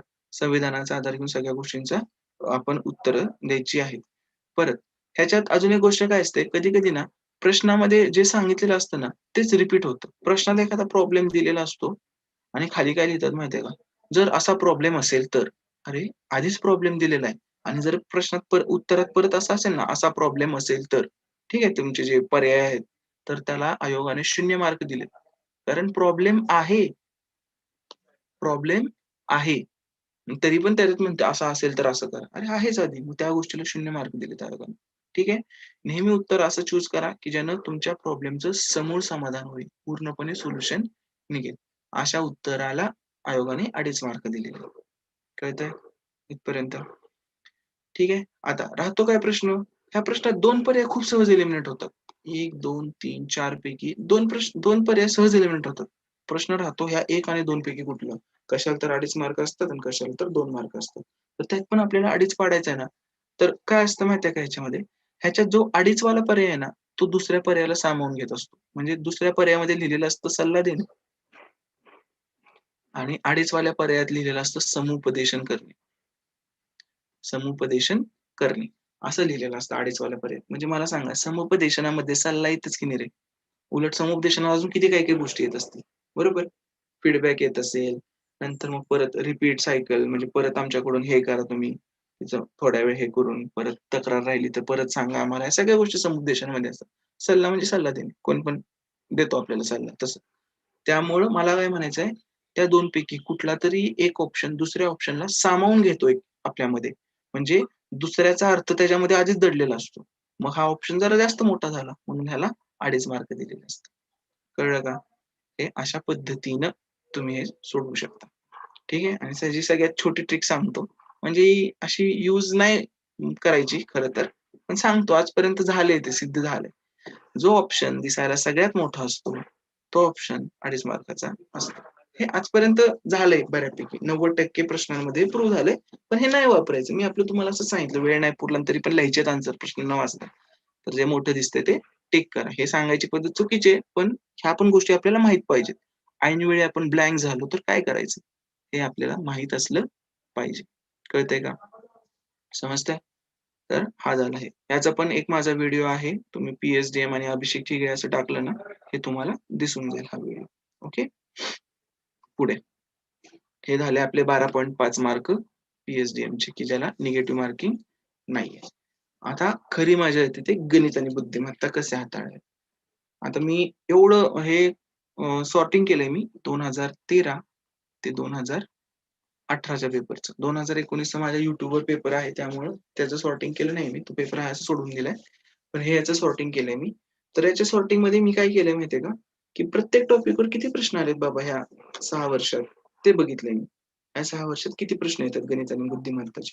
आता इथं काय आपण शिकवणार नाही. फक्त मी तुम्हाला सांगतो की तुमची भीती विनाकारणची भीती आहे तुमची.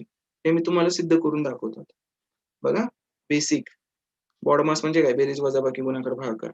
समीकरणे, 2 समीकरणे सोडवणे, लसावी-मसावी, सरासरी आणि सेट थिअरी. ह्याच्यावर किती प्रश्न आहेत माहितीये का? 23 क्वेश्चन आलेत 6 वर्षात. फक्त सी-सॅट पकडले. राज्यसेवा सी-सॅट पकडले हां. फक्त राज्यसेवा सी-सॅट पकडले मी. ठीक आहे. बाकीचे गड वगैरे नाही. फक्त राज्यसेवा सी-सॅटचं अनालिसिस 13 ते 18चं. 23 क्वेश्चन. आणि हे कधीपर्यंत शिकलो आपण या सगळ्या गोष्टी? 4थी, 5वी, 6वी, 7वी, 9वी, 10वीच्या आतलं आहे ना हे सगळं. त्याच्यावर 23 क्वेश्चन पडले.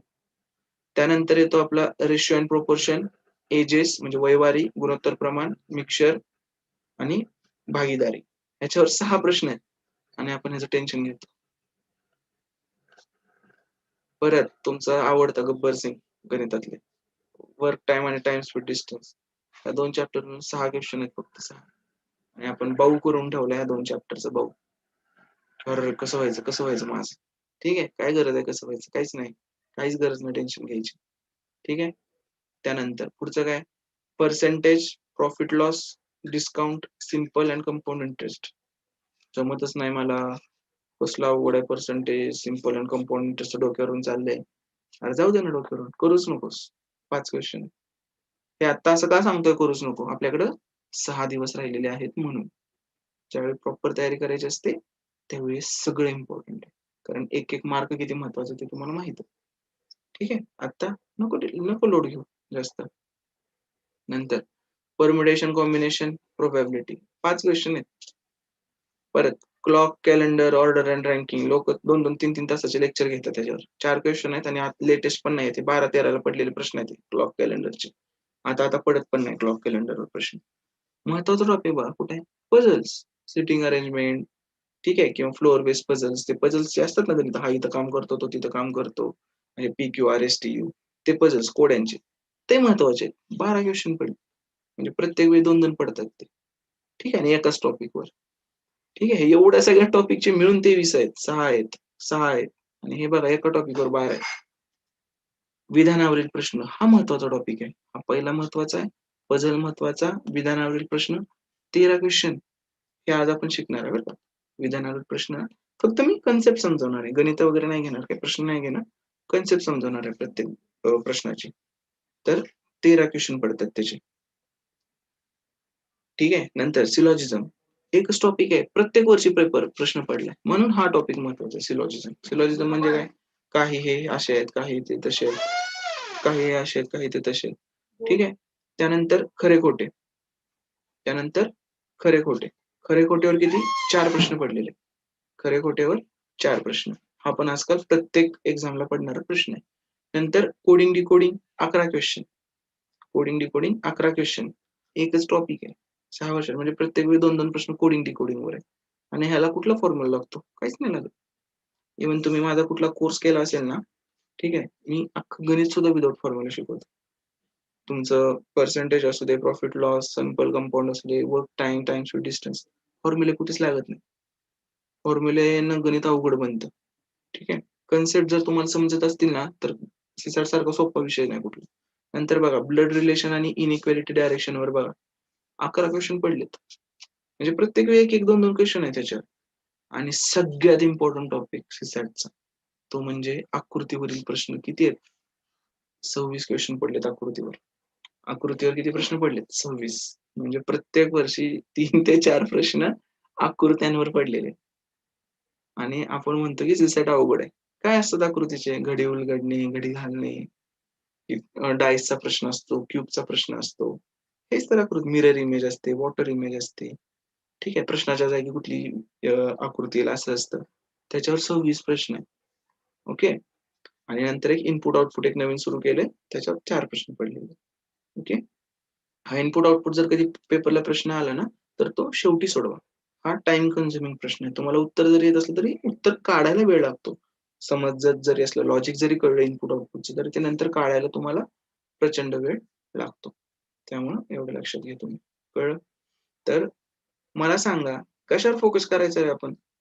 बेसिकवर करायचंय, पझल्स बघायचेत, विधानांचे प्रश्न बघायचेत, सिलॉजिझम बघायचंय, खरे खोटे बघायचंय, कोडिंग डिकोडिंग, ब्लड रिलेशन, आकृतीवरचे प्रश्न. बस. हे जर तुम्ही एवढं टेन्शन घेताय ना, ते घ्यायचं बंद करा आजपासून. आजचं लेक्चर झाल्यापासून पूर्ण ते टेन्शन बंद करा. आणि आता एक लक्षात गोष्ट आली आहे म्हणून. हा आत्ताचा असा पिरियड आहे ना, त्यावेळी लोकांचं असतं ते, मी आता फोकस चेंज करतोय सर. मला असं मेसेज येतात. मला मेसेज काय येतात? सर, मी आता फोकस चेंज करतोय माझा. काय करतोय मी आता फोकस चेंज करून? मी आता राज्यसेवेऐवजी कंबाईनवर फोकस करतो. का रे? कंबाईन एवढी सोपी आहे का? मज्जा सांगतो. किती आहे कट ऑफ राज्यसेवेचा? 400 पैकी 197. कंबाईनचे तिन्ही एक्झाम द्यायला 60 मार्क लागतात. हे 50% पेक्षा कमी आहे. 60% आहे. 100 पैकी? विचार करा. विचार करा काय सोपं आणि काय अवघड आहे. कंबाईनचं कॉम्पिटिशन राज्यसेवेपेक्षा जास्त आहे. एका तासात 100 सोडवायचे प्रश्न. इथं बऱ्यापैकी वेळ आहे. फोकस वगैरे चेंज करू नका. ज्याचा राज्यसेवेचा अभ्यास चांगला आहे तो कंबाईन देणारच आहे ना रे एक्झाम. फोकस चेंज करून काय भेटणार तुम्हाला? फोकस चेंज करून एक गोष्ट होते, तुम्ही रिलॅक्स होता. परत कंबाईनची भीतीच अवस्था. राहू द्या पुढच्या राज्यसेवेचं करतो. ही सायकल चालू राहते नेहमी. सगळ्यांच्या जीवनात घडते. फक्त सांगणारं कोण नसतं, की नका करू असा विचार. राज्यसेवेचाच आयुष्यभर अभ्यास करायचा. आयुष्यभर म्हणजे जेवढा तुमचा हा प्रवास आहे ना, तेवढा राज्यसेवेचाच अभ्यास करायचा आणि तो पण मेन्सचा. त्या राज्यसेवेच्या मेन्सच्या अभ्यासावर तुम्ही सगळे प्रिलिम्स आणि राज्यसेवा सुद्धा क्लिअर करू शकता. इन्क्लुडिंग कंबाईन वगैरे जे आपण असतील गट ब गट. नेहमी अभ्यास राज्यसेवा मेन्सचाच करायचा. ही एक गोष्ट कायम आयुष्यात लक्षात ठेवा. ठीक आहे? एकदम आयुष्यात गोष्ट म्हणजे ह्यानं म्हणतोय, की असा एका मोठ्या बल्कचा अभ्यास करायचा, की त्याच्या आतमध्ये सगळ्या गोष्टी समाविष्ट असतील. कळतंय? मग राज्यसेवा मेन्समध्ये सगळे समाविष्ट. फक्त तुम्हाला काय करायला लागतं? कंबाईनच्या वेळी एएसओ आली मेन्स तर राज्यशास्त्राचा चांगला अभ्यास करायला लागतो. एसटी आली तर इकॉनॉमिक्सचा चांगला करायला लागतो. बरोबर? आणि पी-एस-आय आली तर कायद्याचा चांगला करायला लागतो अभ्यास. एवढ्याच गोष्टी तुम्हाला करायच्या. कायद्याचा अभ्यास चांगला करायला लागतो. ते पण त्यांच्या मेन्सच्या वेळी. बरोबर? ह्या सगळ्या गोष्टी तुम्हाला करायला लागतात फक्त. बाकी तुम्हाला दुसरं काही करायचंय का? दुसरं काहीच करायचं नाही. त्यामुळे नेहमी काय लक्षात ठेवा, राज्यसेवा मेन्सचा अभ्यास करा. त्याप्रमाणे बुक लिस्ट आणा. व्यवस्थित प्लॅनिंग करा. म्हणजे ठीक आहे, ह्याचं नाही सांगत आहे. आपलं आजचा मोटो तो नाहीये. पण परत आपली भेट होईल, न होईल. तुम्ही तुमचे डाउट ह्याच्यावर विचारू शकता मला अभिषेक सी-सॅटवर. पण आता हे सगळे आहेत सोबत, तर त्यासाठी मी हे सांगतो, की नेहमी राज्यसेवा मेन्सचा त्याप्रमाणे बुक लिस्ट, त्याप्रमाणे टाईम टेबल, किती वेळात किती संपवायचं आणि कधीच जास्तीत जास्त वेळ द्यायचा नाही बरं का. कधीच गोष्टींना जास्त मी 1 महिना देतो पॉलिटी. अरे कशाला 1 महिना? 7 दिवस देतो मी. मी 7 दिवस देतो आणि पॉलिटी संपवतो. अजून 7 दिवस त्याची रिव्हिजन करा. पण 1 महिना पॉलिटीला देऊ नका. असं मोठं-मोठं नाही बनवायचं. 7 दिवस, 3 दिवस, पर्यावरण 3 दिवसात संपवतो मी. घोरपडे सरांचं पुस्तक. संपला विषय. एन्शियंट आहे, 11वी इतिहास वाचायचा आहे. एका दिवसात माझं संपलं पाहिजे एन्शियंट. रीडिंग स्पीड बघा. ॲट लीस्ट 15 ते 20 पेजेस पाहिजे बरं का. रीडिंग स्पीड ॲट लीस्ट एका तासाला 15 ते 20 पेजेस तुमचे वाचून झाले पाहिजेत मन लावून. हे सगळं झालं पाहिजे. आता 7 दिवसाचं आपण तर करणारच आहे. कळलं का? तर गणित बुद्धिमत्ताचं मला हे सांगायचं होतं, की सोपं आहे. जास्त काही अवघड नाहीये. तुम्हाला माझ्या YouTubeवर आहेत ना 2019चे जेवढे पण गणित बुद्धिमत्ताचे प्रश्न आहेत, 10 पेपर आहेत आपल्या जवळ-जवळ. ते सगळे प्रश्न अभिषेक सिसाट या YouTube चॅनलवर तुम्हाला बघायला भेटतील. वेळ असेल तर ते बघून घ्या. काही नाही. कधी-कधी काय होतं वाचून-वाचून कंटाळा येतो. स्वतः करून कोणीतरी सांगावसं वाटतं. तर त्यावेळी ते करू शकता तुम्ही. ओके. ही एक गोष्ट झाली. आता मी जे म्हटलेलं, की आज आपण काहीतरी शिकायचं आहे. नुसतं मोटिव्हेशन वगैरे देऊन काही उपयोग होत नसतो. शिकलेली गोष्ट चांगली असते. तर काय शिकणार आहे आज आपण, की विधानांवरचे प्रश्न, की जे कंपल्सरी 3, 4, 5 पडतात ते शिकायचं आहे. आणि लोकं काय करतात प्रत्येक विधानाच्या प्रश्नाला एकाच पद्धतीने डोकं लावतात आणि सोडवतात. तर नाही, तसं नाहीये. 6 टाइपचे प्रश्न आहेत. 6 वेगवेगळ्या प्रकारे डोकं चालवायचं. तर पहिला टाइप आहे सगळ्यात महत्त्वाचा विधान आणि गृहीतक. विधान आणि गृहीतक. काय असतं या प्रश्नामध्ये?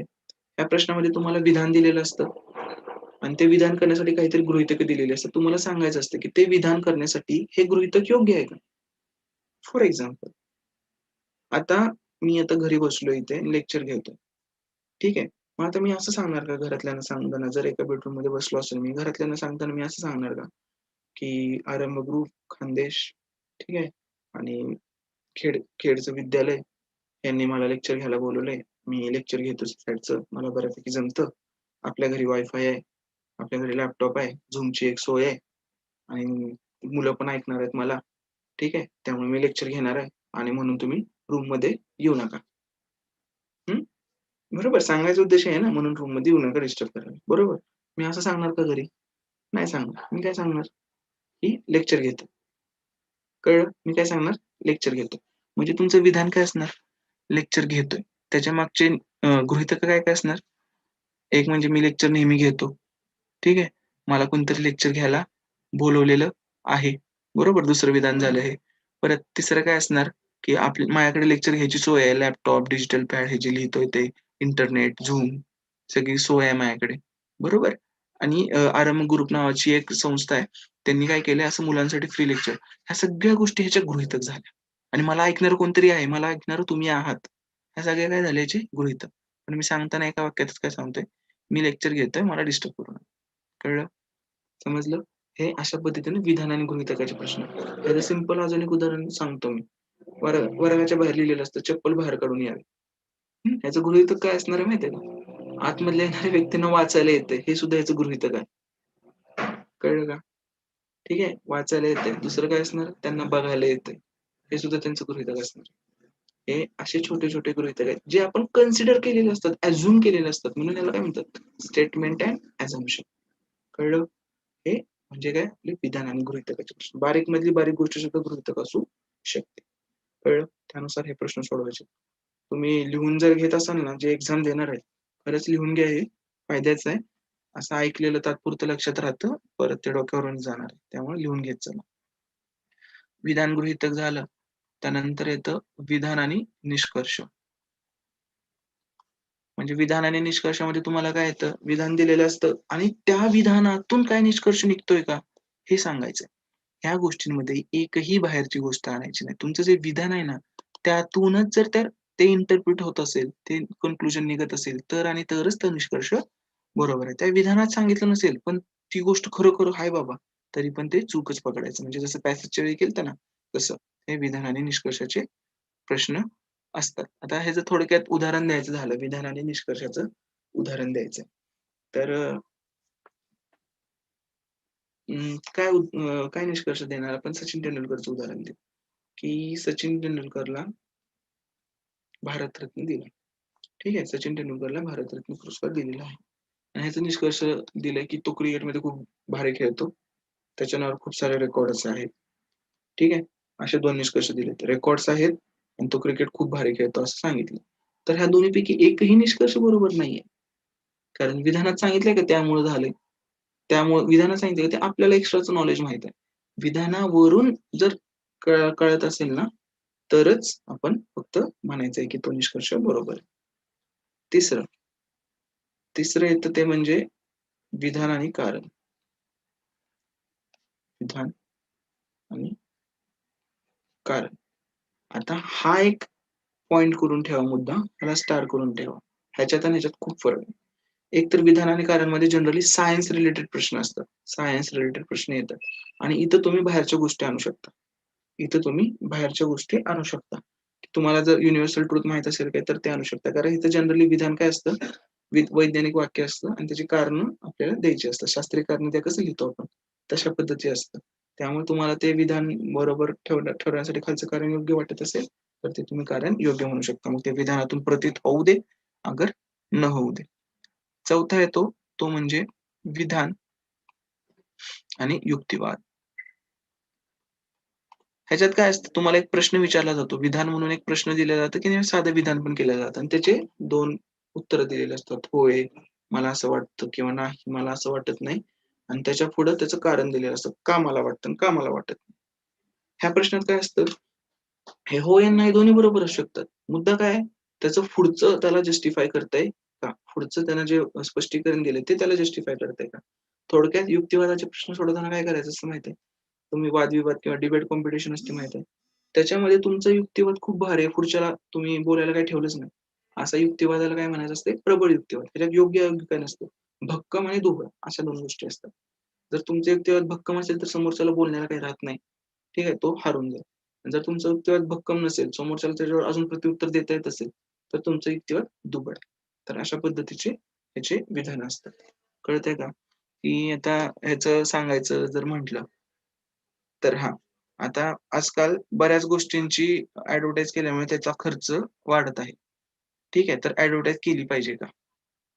की किंवा नुसतं जाहिरात टीव्हीवरील जाहिराती केल्या पाहिजेत का? गोष्टींच्या जाहिराती केल्या पाहिजेत का? असा प्रश्न असेल. एक काय म्हणतो, होय, केल्या पाहिजेत. त्यामुळे नवीन-नवीन गोष्टींची लोकांना माहिती मिळेल. दुसरा काय म्हणतोय, नाही, जाहिराती केल्यामुळे सेलिब्रिटीजना पैसे द्यायला लागतात. त्यामुळे शेवटी वस्तूंच्या किमती वाढतात. असा दुसरा म्हणतोय आपला. ठीक आहे. दोघांचे उत्तर बरोबर आहे. दोघांची कारण पण बरोबर आहेत. कळतंय? त्यामुळे दोन्ही युक्तिवाद बरोबर येणार आहेत. हा झाला चौथा. पाचवा काय? कारण कारण आणि परिणाम. कारण आणि परिणाम हा काय आपला पाचवा. ह्याच्यात काय असतं, एखादी गोष्ट दुसऱ्या गोष्टीचं कारण असतं आणि दुसरं त्याचं परिणाम असतं. हे अशा पद्धतीने येतात बघा, ए आणि आर असे येतात ह्याचे प्रश्न. असर्शन आणि रिझन म्हणतात त्याला. ठीक आहे. ह्या गोष्टीचा परिणाम सॉरी काय असतं, कारण आणि परिणाम, कॉज आणि इफेक्ट हे असं येतात. सी आणि ई. सी आणि ई. कॉज आणि इफेक्ट अशा पद्धतीने येतात आणि तुम्हाला विचारतात की पहिले वाक्य दुसऱ्या वाक्याचं कारण आहे का दुसरं कारण आहे की दोन्ही वेगळ्याच गोष्टींची परिणाम आहेत, दोन्ही वेगळ्याच गोष्टींची कारण आहेत. अशा पद्धतीने तुम्हाला सगळे सांगायचे प्रश्न असतात. कारण परिणाम खूप सोपा प्रश्न आहे तसा. आणि सहावा येतं तो पीएसडीएम सारखाच भाग असतो, तो म्हणजे कार्यसंकेत. फक्त जसं पीएचडीएम मध्ये एकदम एक्झॅक्टला 2.5 ला आपल्याला टिक करायचं होतं, ह्याच्यात तसं नसतं.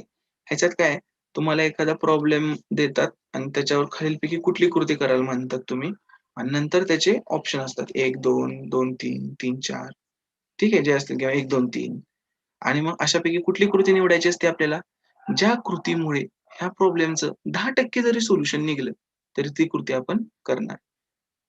काय झालं कुठं तर पूर आला, तर आम्ही पोलिसांना कॉल केला. झालं. ती कृती करायची सामान्य नागरिक असताना, बरोबर? परत आम्ही ॲम्ब्युलन्सला कॉल केला. ते पण आली. ती कृतीमध्ये पण आली. ठीक आहे. आम्ही निधी सोडला. ठीक आहे. निधी तयार केला. ते पण आलं. म्हणजे अशा छोट्या-छोट्या गोष्टी ज्या तुम्ही कृती कराल, त्या सगळ्या गोष्टी ह्याच्यामध्ये येणार आहेत. कळलं? इथपर्यंत समजतंय सगळ्यांना? पुढे. हे झाले विधानाचे आणि ह्या 6 पैकी 3 येतात आणि मी 6च्या 6 गोष्टींना वेगवेगळ्या प्रकारे विचार करायला सांगितलं. जर तुम्ही लिहून घेतला असेल तर खूप भारी. नाहीतर नंतर YouTubeवर जाऊन हे लेक्चर बघायचं परत माझं. ओके. तर हे सगळं याचं झालं. आता जे आपलं मेन अजेंडा होता तो तर आपला झालेला आहे. आता काय म्हणजे ज्या बेसिक गोष्टी होत्या त्या. आता मेन अजेंडा काय आपला, की शेवटच्या आठवड्यात नक्की सी-सॅटची तयारी कशी करावी? आपल्याकडे किती दिवस आहेत? 6 दिवस आहेत पूर्ण. ठीक आहे. तुमचा अभ्यास 12 तासांवर आला असेल, असं मी गृहीत धरतो. ठीक आहे. राहू दे 12 तास, ॲटलीस्ट 10 तास तरी आला असेल. जे 14 मार्चला देणार आहेत ते. 10 तासांवर आला असेल. तर काय कसं प्लॅनिंग करायचं? तर प्लॅनिंग करताना मी 3 मुद्दे सांगतो. 3 गट करू आपण. ज्यांचं सी-सॅट खूप भारी आहे ना, खूप भारी. त्यांनी ॲटलीस्ट 1 तास ते 1.5 तास सी-सॅटला द्यायचं. ज्यांचं सी-सॅट ॲव्हरेज आहे, त्यांनी 2 ते 2.5 तास सी-सॅटला द्यायचं. ज्यांचं सी-सॅट खूप कच्चं आहे, खूप वीक आहे, पण अजून सुद्धा वेळ आहे. ठीक आहे. त्यांनी 5 तास सी-सॅटला द्या. काही नाही फरक पडत. 5 तास सी-सॅटला द्या. सी-सॅट चांगलं बनवा. कळतंय? 5 तास सी-सॅटला द्या. सी-सॅट चांगलं बनवा. तुमची प्रिलिम्स निघते. आणि काही नाही अजून कुठली वेळ गेलेली नाही, काय तसलं काही झालेलं नाही. पूर्ण वेळ आपल्या हातात आहे. सगळं आपण करू शकतो हँडल. तर त्यांनी 5 तास सी-सॅटला द्यायचे. बाकीचा जो 10 तासात तो उरलेला वेळ आहे, तो सगळा आपण जी-एसला द्यायचा. जी-एस करताना सिंपल गोष्ट आहे. 6 सब्जेक्ट आहेत. प्रायोरिटाईज करायचं आता. इतिहास करू. सी-सॅटची वेळ देताना नेहमी निम्मा-निम्मा करायचा. 1.5 तास देत असाल वेळ, तर निम्मा वेळ मॅथ रिझनिंग, निम्मा वेळ आपलं पॅसेजेस सगळं सेम 5 तास तर निम्मा इकडे, निम्मा तिकडे असं करायचं. आणि पॅसेज सोडवताना फक्त आणि फक्त आयोगाचे सोडवा. आता दुसरे कुठले करू नका. इतिहास, भूगोल, राज्यशास्त्र, अर्थशास्त्र, पर्यावरण आणि विज्ञान हे आपले मेन 6 सब्जेक्ट आहेत आणि करंट अफेअर्स एक वेगळा सब्जेक्ट आहे. तो तर रोजच करायचा आहे. इतिहास, कॉस्ट बेनिफिट रेशो खूप कमी आहे, पण प्रश्न पडतात. आजकाल इव्हन आता मी सांगतो तेवढंच करा तुम्ही. जास्त काही करू नका. 11वीचं एन्शियंटचं पुस्तक आलंय. ते करा तुम्ही. बरोबर? 11वीचं जुनं महाराष्ट्राचं पुस्तक आहे. ते वाचा. 1-2 प्रश्नच येतात महाराष्ट्राचे. एन्शियंट 4-5 यायला लागलेत आजकाल. ठीक आहे. त्यामुळे हे 11वीचं मस्ट आहे पुस्तक. हे केल्याशिवाय जायचं नाही. नवीन आलंय. एमपीएससीला सवय आहे. नवीन पुस्तक गव्हर्नमेंटनं काढलं, की त्याच्यातले प्रश्न टाकते. बॉक्स वगैरे तसलं ॲटलीस्ट नजर फिरवा या पुस्तकावर. 11वीचं एन्शियंटचं नवीन, 11वीचं जुनं महाराष्ट्राचा इतिहासवालं. आणि राहतं काय आपलं मॉडर्न हिस्ट्री. तुम्ही जेही काय वाचलं असेल मॉडर्न हिस्ट्रीचं, ते इथं करून टाका. एक रीडिंग द्यायची याला. 1 दिवस संपला विषय. कळलं? भूगोल 8वी 9वी 10वी आणि 11वीची NCERT. आणि सगळ्यात बेस्ट सोर्स सांगू, एवढं सगळं करायचं असेल तर आताचा ठोकळा घ्या. जेवढा होईल एका दिवसात तेवढा मार भूगोलाचा. बेस्ट आहे. तुम्हाला इन्स्टंट इफेक्ट भेटणार. किती का आउटडेटेड झालाय म्हणू दे लोक, काही पण म्हणू दे, आहे असे प्रश्न पडतात की नाही बघा, जोड्या लावा वगैरे आहे असे येतात. भूगोलाचा अभ्यास जर तुम्हाला कंटाळा आला असेल ना, एक गोष्ट करा, तुमच्याकडे जे पण ॲटलास असेल ना, मॅपिंग करा. मॅपिंग फक्त बघत बसायचं, नद्या कुठल्या कुठं जात आहेत, ठीक आहे, किंवा कुठं कुठला घाट आहे, नुसतं बघत बसायचं नजर. त्याच्यावरून 4-5 प्रश्न सुटतात आरामात. कोण कोणाच्या डावीकडे उजवीकडे कळलं ना तुम्हाला, भारताचं महाराष्ट्राचं सगळं बघत राहायचं. भूगोलाचा अभ्यास हे असा करू शकता. हा 15 पैकी 15 घेणारी पोरं आहेत भूगोलामध्ये. मला आवडत नसून मी 14वे मार्क घेतले भूगोलाला मागच्या वेळी. का? फक्त हे केलं तर तात्याचा ठोकळा केला, 11वीची NCERT केली आणि मॅपिंग केलं. एवढ्याच गोष्टी केली मी. ठीक आहे.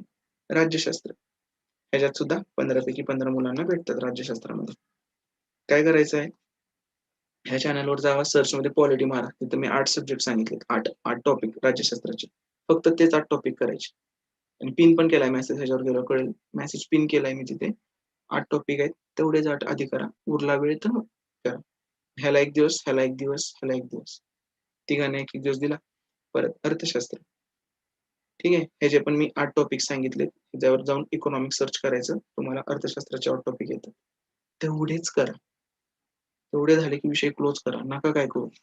जे कन्सेप्टचे प्रश्न आहेत ते सगळ्यांना सुटतात आणि जे आकड्यांचे प्रश्न आहेत आले तर सगळ्यांना येतात, नाहीतर कुणाला येत नाही. त्यामुळे त्याचा विचार करू नका. ह्या गोष्टींवरून मेरिट ठरत नाही. पर्यावरण घोरपडे सरांचं पुस्तक आहे. तर आधी खूप अभ्यास केला असेल तर 6 तासात वाचून होतो. ठीक आहे. त्याला जास्त इम्पॉर्टन्स देऊ नका पर्यावरणाला. 4-5 प्रश्न जिओग्राफी रिलेटेड येतात त्याच्यात. जास्त काही द्यायची गरज नाही. विज्ञान सगळ्यात मोठा टॉपिक आहे विज्ञान. 20 मार्काचा प्रश्न पडतात विज्ञानाला. ह्याचा नाही अजून सोर्सच माहित नाही कोणाला. कुणालाच नाही. सगळेजण काय सांगतात 8वी 9वी 10वी आणि ह्याचा सोर्स काय बाबा एम लक्ष्मीकांत. तुम्ही जर कोळंबे सरांचं केलं असेल तर कोळंबे सर, याचं काय देसले सर किंवा कोळंबे सर. तुम्ही जे केलं असेल ते, कुठलं पुस्तक चांगलं कुठलं वाईट काय नाही, सगळे चांगले पुस्तक आहेत. आपल्याला त्यातून घ्यायचं फक्त. हे घोरपडे सर मी वाचतो म्हणून ते सांगतो, किंवा शंकर आहे ज्यांना इंग्लिश पाहिजे असेल त्यांना. तर हे असं करायचंय. आणि विज्ञानाचं काय 8वी 9वी 10वी मोर दॅन इनफ. गणित बघून चला. कधी गणित टपकतील काय सांगता येणार नाही. एकदा 5 गणित पडली, पुढच्या वर्षी सगळ्यांनी गणित करून गेले, गणितच नाहीत पडले. त्यामुळे फिजिक्सची सगळी गणित करून जावं. 20 पैकी जवळजवळ 10 प्रश्न, 20 पैकी जवळजवळ 10 प्रश्न किंवा 8 प्रश्न, 8 ते 10 प्रश्न बायोलॉजीवर आहे. बायोचे चॅप्टर करून जायचे. आवडू दे ना आवडू दे तुम्हाला. हे काय झाले आपले 6 दिवस झाले. 6 दिवसाचे 6 चॅप्टर. आणि किती वेळ भेटतोय एकाला? 6 तासच भेटतात. त्यातच उरकायचं. राहिलं संपला विषय. ठीक आहे. तुम्हाला एक्स्ट्रा वेळ द्यायचा आहे राज्यशास्त्र आणि भूगोल. या दोनच गोष्टींना एक्स्ट्रा वेळ द्यायचा. बाकी कुणाला एक्स्ट्रा वेळ द्यायचा नाही. ठीक आहे. आणि जे मी टॉपिक सांगितलेत ना ह्या चॅनलवर आहेत, तुम्ही सर्च केलं सापडतील तुम्हाला. मी पिन पण केले. तेवढेच टॉपिक आधी करा. वेळ कमी आपल्याकडे. आपल्याला रिवाइज करायचं. हे दिवसाचं प्लॅनिंग झालं. रोज ह्याला 6 तास दिले. रोज 2 तास करंट अफेअर केलंच पाहिजे. आणि बरेच जण म्हणतात जुने पडणार आहे. सो मी पण जुनच करतोय. तुम्हाला जुनच करा 2019 पासूनच. म्हणजे मागच्या फेब्रुवारीला एक्झाम झालेली, मार्च 2019 ते मार्च 2020 एवढं करंट अफेअर करा 12 महिन्याचं. रोज 2 तास करा. जे काही तुम्ही वाचलं असेल सारखं भरभर रिवाइज करायचं. ठीक आहे. आणि जो राहिलेला वेळ आहे तो तुमचा सीसॅटला कसा मॅनेज करायचा तो तुम्ही बघायचा. मी आता मगाशी सांगितलं सीसॅट कसं मॅनेज करायचं. अभ्यास करताना तुम्हाला अजून एक अडचण येणार आहे. ती म्हणजे तुम्ही एकदा वाचून पुढे गेल्यावर तुम्हाला मागचं आठवणार नाहीये. ठीक आहे. ते कोणालाच नाही आठवत आहे. कोणालाच नाही आठवत ते. ते परीक्षेच्या वेळी बरोबर आठवतं. आता अभ्यास करताना आपल्या डोक्यात खूप साऱ्या गोष्टी असतात. परीक्षेमध्ये तेवढा एकच प्रश्न असतो. आपण सगळी एनर्जी लावतो आणि ते बरोबर आठवतं. ही एक ह्युमन टेंडन्सी. त्यामुळे मला आठवत नाही, मग परत वाचायला जातो. नजर फिरवा. चला पुढे. नोट्स काढले असतील तर अतिउत्तम. ठीक आहे. नोट्स रीड करा तुमच्या. ओके. हे अशा पद्धतीनं फुल 6 दिवस करा. मोबाईल बंद केला तरी चालेल. ठीक आहे. सोशल मीडिया बंद केलं तरी चालेल. काही फायदा नाही होणार आहे. 6 दिवस बंद केलं म्हणून काही तोटा पण नाही होणार आहे आपल्याला. तर या सगळ्या गोष्टी तुम्ही करायच्या तिथं. कळतंय? हे झालं की बाबा शेवटच्या आठवड्यात नक्की काय करायचं. सीसॅटचं पण सांगितलं मी, जीएसचं पण सांगितलं. ठीक आहे. जीएस करण्याची गोष्ट आहे. सीसॅट कायम करायची गोष्ट आहे ती. त्यामुळे हे असं सगळं करायला लागतं आपल्याला. ओके, हे अशा पद्धतीने प्लॅनिंग बनवा. 12 तास पण कमी पडतात हे सगळं करायला, कळत असेल तुम्हाला. सो तुमच्या प्रायोरिटी फिक्स करा. प्रिलिम पास झाली तर आपण मेन्सचा अभ्यास करतो, आणि तरच मग ते पुस्तकं घेतली जातात मेन्सची. कारण प्रिलिम पास करून काही फायदा नाही, मेन्स काढायचे. सो प्रिलिम्स एकदा पास करा, तुमची कायम नंतर प्रिलिम पास होईल. एवढी एक गोष्ट माझी लक्षात ठेवा. एकदा प्रिलिम पास केली, तुमचा कॉन्फिडन्स एवढा बूस्ट होतो ना, नंतर तुम्हाला लाज वाटते प्रिलिम नापास व्हायची. त्यामुळे ह्यावेळी प्रिलिम काहीही करून पास व्हायचं. 12-12 तास करून, रात्रीचा दिवस करून, अभ्यास करून पास करा. ठीक आहे. हे असं तुमचं शेड्यूल बनवलं तर मला नाही वाटत की तुम्हाला काही अवघड जाईल. मी व्यवस्थित सगळं सांगितलेलं आहे. आता सगळ्यात महत्त्वाचं, शेवटच्या 2 तासात काय करायचं? शेवटच्या 2 तासात काय करायचं? म्हणजे सीसॅटचं सांगतोय मी. सगळ्यात पहिली गोष्ट, जीएसचा पेपर झाल्यानंतर अजिबात इंटरनेटवर आन्सर सर्च करायचे नाहीत जीएसचे. काय मिळणार आहे तुम्हाला? उत्तर बरोबर आहे, चूक आहे, काय मिळणार आहे का तुम्हाला? काहीच मिळणार नाही. बरोबर की नाही? मग कशाला दुःखी पण होऊ नका, आनंदी पण होऊ नका. मी काय सांगितलंय? शांततेने जायचंय. त्यामुळे सगळ्यात पहिल्यांदा ही गोष्ट चर्चा करायची नाही त्या पेपरची. गेला.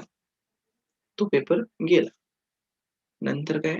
पेपरमध्ये घुसताना व्यवस्थित एकदम. काही लोड नाही, काही नाही. रिलॅक्स. चिलमध्ये जीएसचा पेपर कसा पण जाऊ दे, कधी काही होऊ शकतं. ठीक आहे? कधी काही होऊ शकतं. तुमचे तुक्के बरोबर आले तर? कुणाला माहिती? प्रोबॅबिलिटी आहे ना.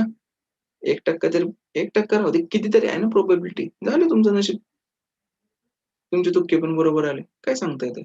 त्यामुळे टेन्शन घेऊ नका. सीसॅटचं शांततेने करा आणि ह्याच्यात जास्तीत जास्त स्कोर करायला प्रयत्न करा. मला एकदा इथं 60 आलेले आणि इथं 130 आलेले. एकूण किती झाले? 190. कट ऑफ होता 189. झालो ना मी. मेन्स दिली ना. सिंपल. त्यामुळे अजिबात लोड घ्यायचा नाही. पेपर स्टार्ट केल्यानंतर काय करायचंय? तेच वेळेत फोडा. उगाच आधी फोडून काही फायदा होत नाही. पेपर काढून असं वाकून बघत बसू नका. त्याचा काही उपयोग नसतो. ABCD वगैरे लिहायची काही गरज नाही. प्रश्न आला तर ठीक ना. नाही आला तर उगाच कशाला घेता तुमच्या ह्याची. चुकून पेपर काढून वगैरे घेतला तर त्या सुपरवायझरनं काय करणार? मेंटॅलिटी बिघडली की संपला विषय. तिसऱ्या अवघडच जाणार मग. त्यामुळे ते काही करू नका. पुढचं काय? हे झालं एवढं. त्यानंतर ज्यावेळी पेपर हातात येईल, 1 तास पॅसेजेस सोडवायचे. मग तुमचे 8 होऊ दे, 9 होऊ दे, 10 होऊ दे. स्टॉप करा. 1 तास झाल्यानंतर स्टॉप करा. नंतर डायरेक्ट पुढचे 10 मिनिट PSDM करा. पुढचे 10 मिनिट PSDM करा. त्यानंतरचे 40 मिनिटं मॅथ्स आणि रिझनिंग करा. त्यानंतरचे 40 मिनिटं मॅथ रिझनिंग. कुठले सोडवायचे? मॅथ रिझनिंगचे. जे आजपर्यंत तुम्हाला वाटतं की हे मी बघितलंय, मला हे जमल बाबा. फक्त ते आणि तेच प्रश्न सोडवा. बाकीचे कुठलेही प्रश्न सोडवू नका. बघतो की जमतंय का? तिथं बघतो काय चालत नाही. बघतो की जमतंय का हे वापरायचंच नाही. जे तुम्हाला माहिती आहे ना ते तुम्ही आधी सोडवले, तेच फक्त सोडवायचं. 40 मिनिटं झाल्यानंतर 10 मिनिटं उरतात तुमच्याकडे. त्या 10 मिनिटात ह्यापैकी जरा वर बघायचं कुठलं सोपं वाटतंय. ठीक आहे? तो सोडवायचा. एकतर हे 9 झाले पाहिजेत तुमचे. एकच शिल्लक राहायला पाहिजे. पण 8च झाले तुमचे. तर बघायचं ह्या दोन्हीपैकी कुठला ईझी वाटतोय तो एक तुम्ही सोडवू शकता. ठीक आहे? आणि ते सोडून पण 2-3 मिनिटं राहिले, तर मॅथ रिझनिंगचा जो एखाद दुसरा प्रश्न तुम्हाला वाटतोय की हे मला जमू शकतंय, तो प्रश्न तुम्ही त्या 10 मिनिटात शेवटच्या घेऊ शकता.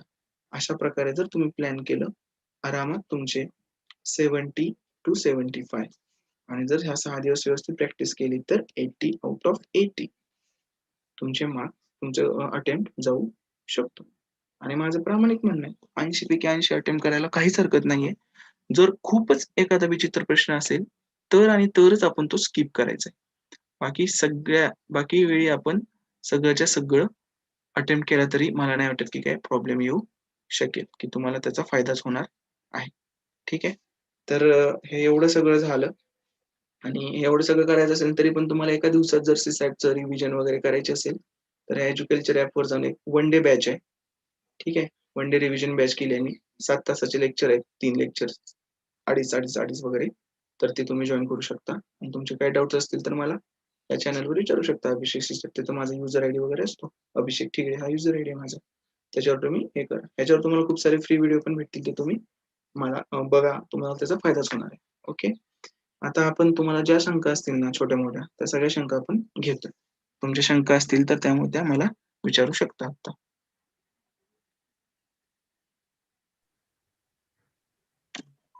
धन्यवाद सर. मी पार्टिसिपंटला विनंती करतो की आपल्या काही शंका असतील तर आपण अनम्यूट करून विचारा, नाही तर मी चॅट बॉक्स मध्ये लिहिलं तरी चालेल.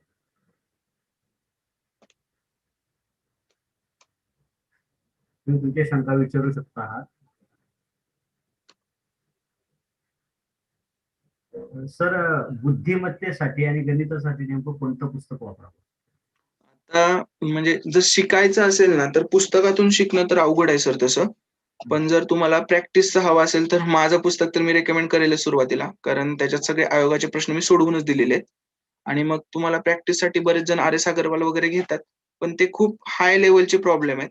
मी तर म्हणतो की प्रॅक्टिससाठी आयोगाचे प्रश्नच बेस्ट राहतील आणि शिकण्यासाठी तुम्हाला एखाद्या क्लासची गरज आहे. बाकी काही नाही. पुस्तकातून शिकणं गणित जरासं अवघड पडतं त्यामुळे.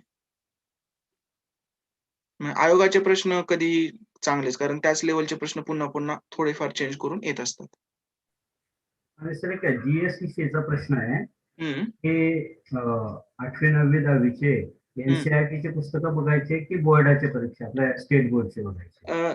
आता जर कम्पेअर केलं, एक तर 8वी 9वी 10वीचे स्टेट बोर्डाचे कधीही चांगले, आपले राज्य शासनाचे पुस्तकं कधीही बघा तुम्ही स्टेट बोर्डचे आपल्या, कारण जास्त काही फरक नाहीये. त्यांची हाय लेवल आहे, तेवढ्या लेवलचं जात नाही. सायन्सचं जर कम्पेअर केलं तर आपलं राज्य स्टेट बोर्डचं जे सेमी इंग्लिशचं आहे ते आणि NCERT same to same copy paste आहे. काही सुद्धा फरक नाहीये.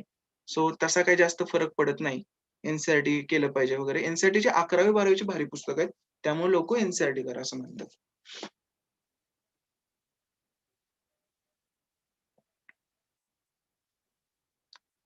सर, पॅसेजेसच्या प्रॅक्टिससाठी काही वेगळी पुस्तकं काय आहेत? मी तेच सांगेन. मुलांचा तो खूप प्रॉब्लेम होतो, की मुलांना काय वाटतं, की 50 आहेत बाबा पॅसेजचे प्रश्न. मग 10 पॅसेज पडतात म्हणजे सगळ्यात जास्त वेटेज पॅसेजला आहे. तर मी आता मग पॅसेजसाठी एक एक्स्ट्रा वेगळं आयोगाचे सोडून पॅसेज असलेलं पुस्तक बघतो. मला किती जमतंय, काय होतंय. तर ही सगळ्यात मोठी चूक आहे. कारण आपल्याला आपलं डोकं ना आयोगाच्या लेखकासारखं बनवायचंय. ते आपल्याला कुठल्याही इव्हन इन्क्लुडिंग मी जरी कधी तुम्हाला म्हटले, की माझी ही पॅसेजचं पुस्तक आहे हे घ्या. तर ते खरंच शक्य नाहीये. कारण मग ते माझ्यासारखं तुमचं डोकं बनेल. तर आपल्याला तसं बनवायचं नाहीये. त्यामुळे मी तुम्हाला कायम हेच सांगतो, की जे 2013 ते 2019 पर्यंतचे आपले पेपर झालेले आहेत आता. 10-10 पॅसेज आहेत प्रत्येकामध्ये. ते सोडवा. परत तुम्हाला अजून सांगतो, की राज्यसेवा मेन्समध्ये मराठीचा एक सब्जेक्ट आहे. त्याच्यामध्ये मराठी, इंग्लिश त्याच्यामध्ये 2 पॅसेज येतात. प्रत्येक कंबाईनच्या मेन्समध्ये कंबाईन ब आणि कंबाईन क सुद्धा प्रत्येक मेन्समध्ये 2-2 मराठी इंग्लिशचे पॅसेज असतात. फॉरेस्टमध्ये 2 मराठी इंग्लिशचे असतात. हे जर तुम्ही काउंट केले ना, तुमच्याकडे एक 200 पॅसेजचा गट तसा होऊन जाईल आणि that is more than sufficient for practice. त्यामुळे तुम्ही कुठल्या बाहेरच्या लेखकाचे माझं वैयक्तिक मत हे असेल, की नाही घ्यायची गरज. तुम्ही आयोगाच्या लेखकाप्रमाणे आपल्याला डोकं बनवायचंय. सो फक्त त्याचंच जास्तीत जास्त आणि इव्हन तुम्हाला सांगू का, बरेच लोक मला असे म्हणतात, की माझी उत्तरं पाठ झाली. अरे तसं काही नसतं. बघू पाठ झाली म्हणून आउट ऑफ पडतात का? नाहीत पडत आउट ऑफ. ठीक आहे. आउट ऑफ पडत नाहीत मार्क्स आपल्याला. त्यामुळे पुन्हा-पुन्हा तेच सोडवा. तुम्हाला तरी सुद्धा आउट ऑफ पडणार नाहीत आणि तेच आयोगाचे प्रश्नच चांगले आहेत आणि तेच पॅसेज तुम्ही सोडवा असं माझं म्हणणं असेल. अरे बिनधास्त विचारा प्रश्न. काही लाजू नका. इथं प्रश्न विचारले तर ठीक आहे ना. डाउट्स मनात ठेवून गेला तर काय कळणार आहे तुम्हाला? सर, चॅट बॉक्स मध्ये एक प्रश्न आहे. हां. तर 2013 ते 2 मी केलंय सर, ऑन केलंय मी चॅट बॉक्स. ओके. 13 ते 19 करावी की फक्त 17 ते अरे नाही. काय त्याच्या पॅसेज ओके हां, पॅसेजचं मी सांगतो. 2018चा पॅसेज खूप सोपा आहे. त्याच्यावरून तुम्ही स्वतःला लगेच हुशार नका समजू. तुम्हाला जर स्वतःला बघायचं असेल तर 2017 आणि 2019 हे अप टू डेट आहेत. 2015 आणि 16 हे प्रचंड अवघड पॅसेज आहेत. ठीक आहे. ह्याच्यात तुम्हाला कमी स्कोर आला तर भीती बाळगू नका. सगळ्यांना कमी आलाय आणि 2013 आणि 14 हे पण अप टू डेट आहेत. म्हणजे 13, 14 आणि 17, 19 जर वेळ कमी असेल तर 13, 14, 17, 19 हे पेपर तुम्ही सोडवू शकता आता. Asha Jadhav, thank you madam, thank you.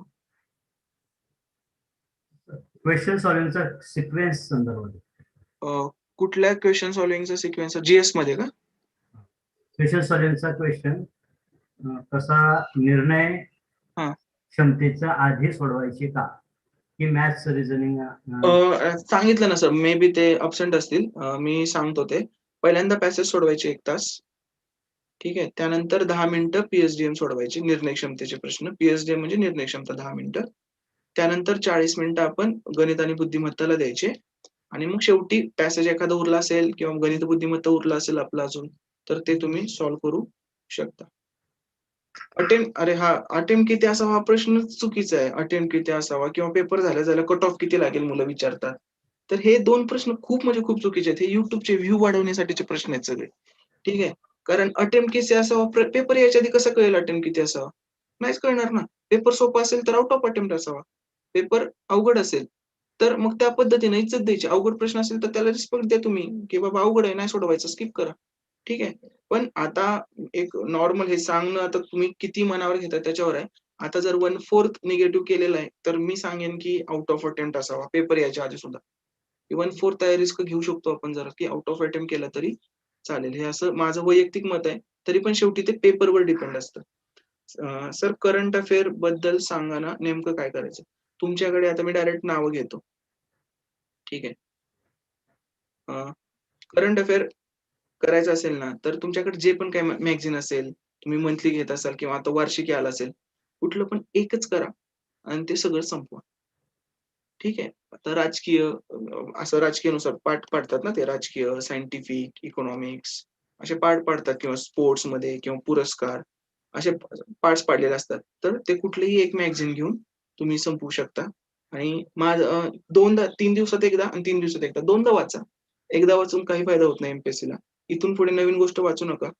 जी एकदा वाचतोय ती दुसऱ्यांदा वाचता आली तर आणि तरच वाचा, नाहीतर ती पण वाचू नका. कारण 2दा वाचलं नाही तर नाही तिथं मग ते 50-50% म्हणतो बघा. आणि तुम्हाला माहिती आहे आपलं नशीब कसं आहे. 2 पैकी 1 जरी लिहायचं असलं तरी आपण बरोबर चुकीचं वालच लिहून येतो. त्यामुळे एकच गोष्ट सारखी-सारखी वाचा. अरे 30 जण आहेत आपल्याकडे. विचारा प्रश्न. काय लाजताय तुम्ही? मला वाटतं तुमच्या बोलण्यातून बऱ्याच जणांचे प्रश्न जे आहे ते हां, हां. ऑलरेडी सॉल्व्ह झालेले आहेत. Okay, okay. खरंच धन्यवाद सर. खूप छान असं मार्गदर्शन आपण केलेलं आहे आणि विद्यार्थ्यांना साधारणतः उतारेवरचे प्रश्न, निर्णय क्षमतेचे प्रश्न, गणित बुद्धिमत्तेचे प्रश्न आणि विधानावरील प्रश्न यांचं वेटेज म्हणा, त्याच्यात काय अभ्यास करायचा, कसा करायचा, हं. ते जरी सीसॅटचा विषय असला तरी तुम्ही जीएसचं सुद्धा खूप चांगलं मार्गदर्शन हो. विद्यार्थ्यांना केलेलं आहे. आणि त्याचबरोबर एक शेवटच्या आठवड्यात आपण परीक्षेची तयारी कशी करायची आणि शेवटच्या 2 तासात सुद्धा आपण काय काय करायचं हं. याबद्दल सुद्धा अतिशय छान माहिती आपण दिलेली आहे. आणि म्हणून सर्वच पार्टिसिपंट तुमचं पुस्तक बघतील, तुमचा टेलिग्राम जो आहे त्याच्यावरती पिन केलेलं पण बघतील आणि प्ले स्टोअर मधनं तुमचं ऍप जे आहे एज्युकल्चरचं, हं. तर ते सुद्धा लोक डाउनलोड करेल आणि आयत्या वेळेची खूप चांगली मदत आपल्या मार्गदर्शनाची होणार आहे. मी आपल्याला सगळ्यांना सांगू इच्छितो जेवढे पार्टिसिपेंट आहेत ते पण आणि आपल्या माननीय वक्त्यांना सुद्धा की उद्या जागतिक महिला दिनानिमित्ताने माननीय भाग्यश्री धिवरे बानायत मॅडम ज्या IAS अधिकारी आहेत आणि रेशीम संचालनालय महाराष्ट्र राज्य याच्या त्या संचालक आहेत, त्या आणि उपजिल्हाधिकारी आणि महाराष्ट्राच्या 2018च्या बॅचच्या राज्य सेवा पूर्व परीक्षेच्या टॉपर्स जे आहेत त्या स्वाती दाभाडे मॅडम, त्या दोघांचंही उद्या संध्याकाळी ठीक 6 वाजता महिला दिन विशेष म्हणून आपल्या याच आरंभ ग्रुप खानदेश अधिकारी मित्रमंडळ मिशन IAS जळगाव आणि ज्ञानपीठ महाविद्यालय खेड यांच्या वतीने आपण मार्गदर्शन आयोजित केलंय उद्या ठीक संध्याकाळी 6 वाजता. त्याची झूम लिंक जी आहे ती शेअर होणारच आहे, पण तरी सुद्धा ज्यांना कोणाला तो कार्यक्रमात सहभागी व्हायचं असेल किंवा अजून इतरांना शेअर करायचं असेल तर आपण श्री प्रवीण पवार सर यांचा नंबर चॅट बॉक्स मध्ये दिलेला आहे 94 22 56 29 81 आणि मी डॉक्टर उमेश कुमार बागल, माझा नंबर आहे 80 87 29 11 45. या नंबरवर आपण व्हॉट्सअप केल्यानंतर आपल्याला त्याची लिंक वगैरे जी आहे ती शेअर केली जाईल. अतिशय चांगलं मार्गदर्शन आज आपल्याला लाभलेलं आहे आणि उद्या देखील लाभणार आहे. म्हणून मी मान्य श्री अभिषेक सर की अतिशय छान सोप्या शब्दात आपण विद्यार्थ्यांना खूप छान मार्गदर्शन केलेलं आहे.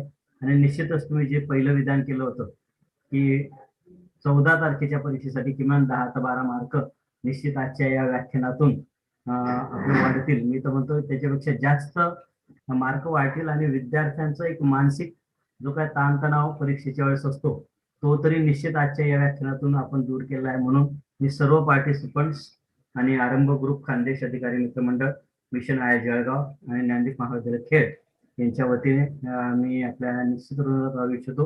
आणि आपण बोलता बोलता एक शंका व्यक्त केली की पुन्हा भेट होईल की नाही.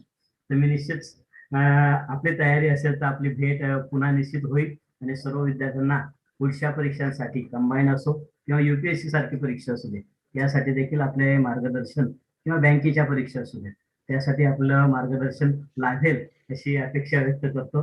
आणि खूप आपल्या मार्गदर्शनाचा सगळ्यांनाच खूप चांगला उपयोग आता झालेला आहे आणि भविष्यातून देखील होईल अशी मी आशा व्यक्त करतो. आणि मी प्रिया बावकर मॅडम यांना विनंती करतो की यांनी आभार प्रदर्शन करावे. धन्यवाद सर. ग्रामीण भागातील विद्यार्थी हा स्पर्धा परीक्षांमध्ये यशस्वी व्हावा आणि भविष्यात अधिकारी बनावा याच उद्देशाने आरंभ ग्रुप खानदेश अधिकारी मित्रमंडळ, मिशन आय जळगाव आणि ज्ञानदीप महाविद्यालय खेड यांच्या संयुक्त विद्यमाने विद्यार्थ्यांना मोफत मार्गदर्शन करण्यात येत आहे. आज आपल्याला मार्गदर्शक म्हणून लाभलेले माननीय Shri Abhijit Thigale sir, UPSC, MPSC, CSAT या पुस्तकाचे लेखक, यांनी आज आपल्याला उतारे कसे सोडवावेत, निर्णय क्षमतेचे प्रश्न कसे सोडवावेत आणि मॅथ्स रिझनिंग जे CSAT पेपर मध्ये खूप इम्पॉर्टंट आहे त्याचं सॉल्व्हिंग कसं केलं पाहिजे, विधानावरील जे प्रश्न विचारले जातात त्यांना कसं टॅकल केलं पाहिजे आणि शेवटच्या कालावधीत तयारी कशी केली पाहिजे याबद्दल अत्यंत मोलाचे मार्गदर्शन केले आहे. ज्या विद्यार्थ्यांनी CSAT पेपर कधीतरी सॉल्व्ह केला असेल त्या विद्यार्थ्यांना आजच्या या लेक्चर मधून खूप साऱ्या ज्या काही चुका झालेल्या आहेत त्या या 14 मार्चच्या परीक्षांमध्ये होणार नाहीत असं खूप इम्पॉर्टंट लेक्चर सरांनी आज दिलं. त्याबद्दल मी त्यांचे आरंभ ग्रुप खानदेश अधिकारी मित्रमंडळ, मिशन आय जळगाव व ज्ञानदीप महाविद्यालय खेड यांच्या वतीने आभार मानते. त्याचबरोबर आज या झूम मीटिंग साठी उपस्थित असणारे सर्व संयोजक यांचे देखील आभार मानते. आणि भविष्यात अधिकारी घडणारे ज्यांनी आज ही मीटिंग जॉईन केलेली आहे या सर्व विद्यार्थ्यांचे देखील आरंभ ग्रुप खानदेश अधिकारी मित्रमंडळ, मिशन आय जळगाव आणि ज्ञानदीप महाविद्यालय खेड यांच्या वतीने आभार मानते. धन्यवाद. सर्व पार्टिसिपंटना पुन्हा आठवण करून धन्यवाद मॅम.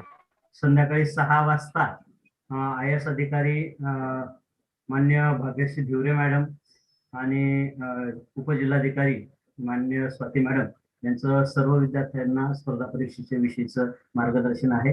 त्यासाठी सुद्धा आपण सर्वजण जॉईन व्हा. आणि पुन्हा एकदा अभिषेक सर यांचे मी आभार व्यक्त करतो.